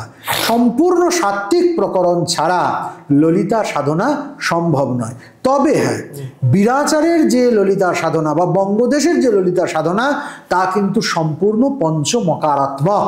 পঞ্চমকারের যে সূক্ষ্মাংশ বা সূক্ষ্মতাত্ত্বিক যে পঞ্চমকার, সেগুলির দ্বারা দেবীকে আরাধনা করবার বিশেষ বিধি আছে এবং এই বিধির দ্বারা দেবীকে উপাসনা করলে আমাদের ধী শক্তি, বুদ্ধিবৃত্তি স্থির হয়। বুদ্ধিবৃত্তি স্থির হলেই আমাদের যেটা একদম প্রথম যেটা লাভ, সেটা হচ্ছে আর্থিক প্রতিপত্তি লাভ হতে শুরু করে। কেননা শ্রীবিদ্যা বা শ্রীচক্রার্চন, শ্রীযন্ত্র পূজন, এগুলো ভীষণভাবে উন্নীত হয়ে রয়েছে লক্ষ্মী লাভের সঙ্গে। শ্রী এবং লক্ষ্মী একই পর্যায়বাচী শব্দ। লক্ষ্মী বলতে আমরা যাকে বুঝি আর শ্রীবিদ্যা বলতে আমরা যাকে বুঝি, এই দুটো দেবত্বের দিক থেকে আলাদা হলেও কিন্তু পারমার্থিকভাবে তত্ত্বের দিক থেকে এরা কিন্তু একই। উভয়ই ধনদায়িনী, উভয়ই আমাদের পার্থিব জীবনকে ঐশ্বর্যে পরিপূর্ণ করে। সেটা কেবলমাত্র আর্থিক ঐশ্বর্য তা নয়, জ্ঞানের ঐশ্বর্য, ভাবের ঐশ্বর্য, আর্থিক ঐশ্বর্য তো বটেই, সেই সঙ্গে সঙ্গে যশ, খ্যাতি, মান, প্রতিপত্তি সমস্ত কিছুই দেয়। বিশেষ করে যেটা বুধের গুণ, বুধ তো দাতা গ্রহ, সে যদি আমার অনুকূল থাকে, বুধ যাদের খুব অনুকূল তাদের বুদ্ধি খুব স্থির, তারা লক্ষ্য স্থির করতে পারে। বুধের দ্বারা পরিচালিত হলে সেই ব্যক্তি খুব ভালোভাবে নিজের আধিপত্য বিস্তার করতে পারে। ঠিক উল্টোটা হয় যদি বুধ তার দুর্বল হয়ে যায়। বুধ যদি দুর্বল হয়, সে ডিসিশন নিতে পারে না, সে সিদ্ধান্ত নিতে পারে না, ভুলভাল কথা বলে ফেলে, ভুলভাল পথে চলে যায়, ভুলভাল সিদ্ধান্ত নিয়ে ফেলে। সেই সমস্ত বুধ যাদের খুব নিচস্ত, যেসব জাতকেরা বুধের দ্বারা পীড়িত হয়ে রয়েছে, বুধ যাদের বক্রী, তারা যদি ত্রিপুর সুন্দরীর উপাসনা করে তাহলে তাদের নিশ্চিতভাবে তাদের জয় লাভ হবে। বিশেষ করে পূর্ণিমা, শুক্লপক্ষের বুধবার, এই সমস্ত দিনগুলোতে যদি দুধ এবং তার মধ্যে ইন্দ্রজব আর সাদা রঙের ফুল, এই তিনটে দিয়ে যদি কোনো অশ্বত্থ গাছের গোড়ায় ত্রিপুর সুন্দরীর নাম করে ওই দুগ্ধ সেচন করা হয়, তাহলে আর্থিক সমৃদ্ধি লাভ হবেই। শুধু তাই নয়, ঘরে শ্রীযন্ত্র প্রতিষ্ঠা করা হলো, সেই শ্রীযন্ত্রকে দক্ষিণাবর্ত শঙ্খের জলে যদি নিয়মিত অভিষেক করা যায়, সেই দক্ষিণাবর্ত শঙ্খের মধ্যে আমাদের গোরচনা দিতে হবে, আর সেই সঙ্গে সঙ্গে কেশর দিতে হবে। এই কেশর এবং গোরচনা মিশ্রিত দক্ষিণাবর্তের জলের দ্বারা যদি শ্রীচক্রের অর্চন হয়, তাহলে লক্ষ্মী সাক্ষাৎ সেখানে এসে ধরা দেবে, আর্থিক কোনো অভাব তার থাকবে না। শ্রীচক্র যদি দরজার উপরে টাঙিয়ে দেওয়া যায়, শ্রীচক্রের একটি চিত্র যন্ত্র, এবং প্রতিদিন বেরোবার আগে সেখানে যদি গুগ্গুলের ধোঁয়া দেওয়া যায়, বা ধূপ যাকে বলে, মাখা ধূপ, হ্যাঁ, তাহলে যে উদ্দেশ্যে সে বেরোবে সেই উদ্দেশ্য তার সফল হবেই হবে। অর্থাৎ আমরা এমন কোনো কাজে যাচ্ছি, কোনো বিশেষ অ্যাসাইনমেন্টে যাচ্ছি, পরীক্ষা দিতে যাচ্ছি, মামলার ডেট পড়েছে সেখানে যাচ্ছি, কোনো বিশেষ কারোর সঙ্গে দেখা করতে যাচ্ছি, কোনো একটা রেজাল্ট বেরোবে, বা চাকরিতে জয়েন করতে যাচ্ছি, দোকান খুলতে যাচ্ছি, স্কুল কলেজে যাচ্ছি, তার আগে একটু ধূপের ধোঁয়া দিয়ে যদি এই চক্রকে জাগ্রত করে তার নিচ দিয়ে আমরা যেতে পারি, তাহলে সেই যাতায়াতটা সব দিক থেকে কল্যাণপ্রদ হবে। কেননা মা নিজে শ্রীদাত্রী, ফলে তার আশ্রয়ে এসে কেউ যদি কোনো কাজ করে সেটা কোনো দিন ব্যর্থ হয় না। এইরকমই মাহাত্ম্য শ্রীচক্রের এবং ত্রিপুর সুন্দরী দেবীর। আরও একটা বিষয় ত্রিপুর সুন্দরীর সঙ্গে ভীষণ জড়িত। দাঁড়ান, এটার আগে একটা জিনিস জেনে নিই। এই ত্রিপুর সুন্দরী বা মায়ের সঙ্গে আর একটা খুব পপুলার বিষয় হচ্ছে ললিতা সহস্রনামা বলা হয়। এই ললিতা সহস্রনামের এখন খুব প্রচলন হয়েছে, মানে বহু মানুষ করছেন। এই ললিতা সহস্রনাম কি কারণে? মায়ের আর এক নাম তো ললিতা। ওই ললিতা সহস্র নামের মধ্যে মায়ের 1000টি নাম আছে, এটি মায়ের নামাবলী। তন্ত্রে একটা অত্যন্ত প্রচলিত প্রকরণ হচ্ছে নামার্চন। নাম নামই অভেদ, কাউকে তার নাম ধরে ডাকলে সে এক কথায় সাড়া দেবে। ওই নামের মধ্যে নামই লুকিয়ে রয়েছে। স্বভাবতই দেবতার নামের মধ্যে দেবতার সমস্ত শক্তি নিহিত থাকে। ললিতা সহস্র নামের মধ্যে মা ত্রিপুর সুন্দরীর ললিতার 1000টি নাম আছে। এই 1000টি নামের অর্চন হতে পারে। শ্রীচক্র স্থাপন করা হলো, ঘট স্থাপন হলো, কিংবা চক্র স্থাপন হলো, এবার তার উপর অর্চনা হতে পারে। প্রত্যেকটা নামের শেষে নম যোগ করে চতুর্থন্ত করতে হবে। চতুর্থন্ত করে নম যোগ করে বিশেষ বিশেষ দ্রব্যের দ্বারা অর্চনের বিশেষ বিশেষ ফল আছে। যেমন যদি রলির দ্বারা, লাল এক রকমের গুঁড়ো, যাকে আমরা বলি রলি, এই রলির দ্বারা যদি শ্রীচক্র অর্চন করা হয় এবং রলিটাকে যদি চালের সঙ্গে মিশিয়ে নেওয়া হয়, মিশিয়ে যদি শ্রীচক্র অর্চন করা হয়, তাহলে আর্থিক সমৃদ্ধি আসে। আচ্ছা।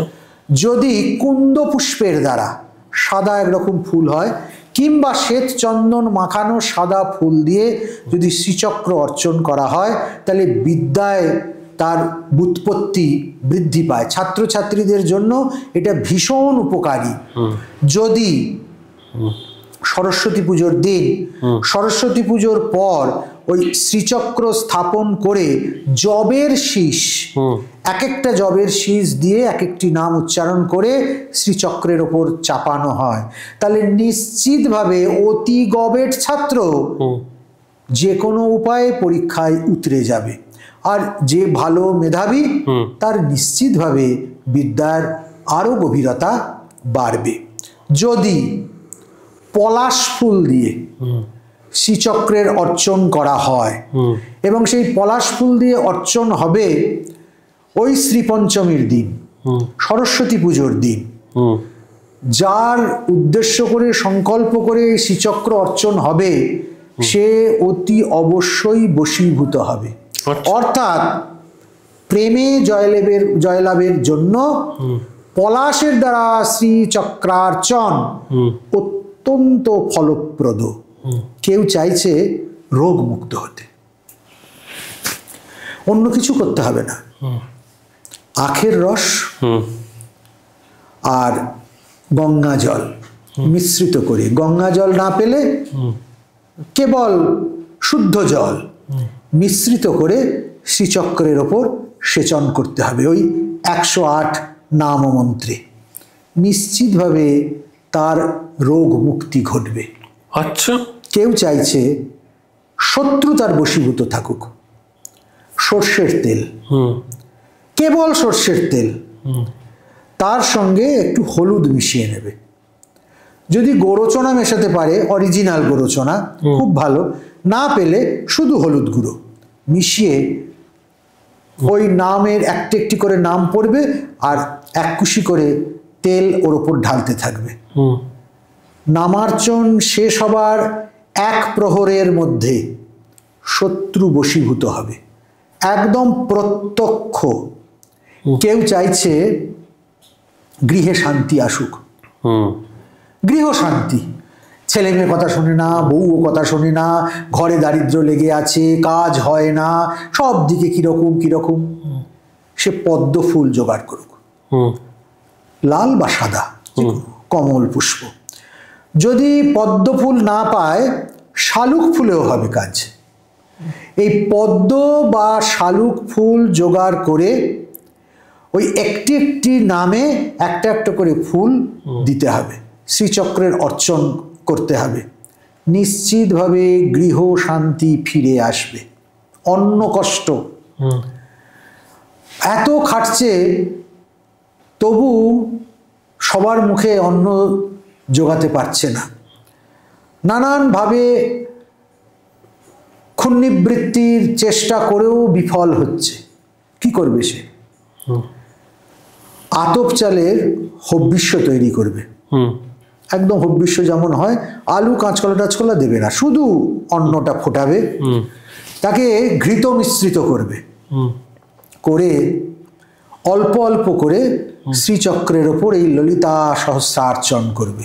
আচ্ছা। নিশ্চিতভাবে তার অন্ন কষ্ট মা নিজে হাতে দূর করে দেবেন। কেউ চাইছে মনোমতো কাউকে কাছে টেনে নিয়ে আসতে, কিন্তু কোনোভাবেই তাকে প্রস্তাব দিতে পারছে না, প্রস্তাব দিলেও সেটা গ্র্যান্ট হচ্ছে না। তাকে গোলাপের পাপড়ি দিয়ে শ্রীচক্রার্চন করতে হবে, ললিতা সহস্র নামে গোলাপের পাপড়ি দিয়ে। নিশ্চিতভাবে তার অভিলষিত নারী তার কাছে ধরা দেবে। কেউ চাইছে সম্পদ, ভূ সম্পদ, এই জমি বাড়ি গাড়ি অমুক তমুক এটা সেটা, এইগুলো তার ঠিক ঠিক মতো যেন লাভ হয়। কি করবে সে? আখের গুড়, আখের গুড় ছোট ছোট করে ডেলা করে নেবে কিংবা চামচে করে তুলে নেবে। এই গুড়ের দ্বারা শ্রীচক্রের অভিষেক করবে ওই সহস্র নামে। নিশ্চিতভাবে তার মনোবাঞ্ছিত কর্ম সিদ্ধ হবে। এইরকম অসংখ্য শ্রীচক্র অর্চনের বিধি আছে। ওকে, দ্যাটস অল ফর টুনাইট। দশম মহাবিদ্যা সিরিজের পরের এপিসোডের জন্য আপনাকে অপেক্ষা করতে হবে। তবে যদি আমাদের এই এপিসোড আপনাদের ভালো লেগে থাকে অবশ্যই লাইক করুন, সাবস্ক্রাইব করুন, কমেন্ট করুন, কারণ আপনাদের আগ্রহ দেখেই আমরা বুঝতে পারবো আপনারা কি ধরনের এপিসোড দেখতে চাইছেন। আর মহারাজের সঙ্গে আমাদের দশম মহাবিদ্যা সিরিজের পরের অংশ পরের এপিসোডে আসছে। Thank you so much.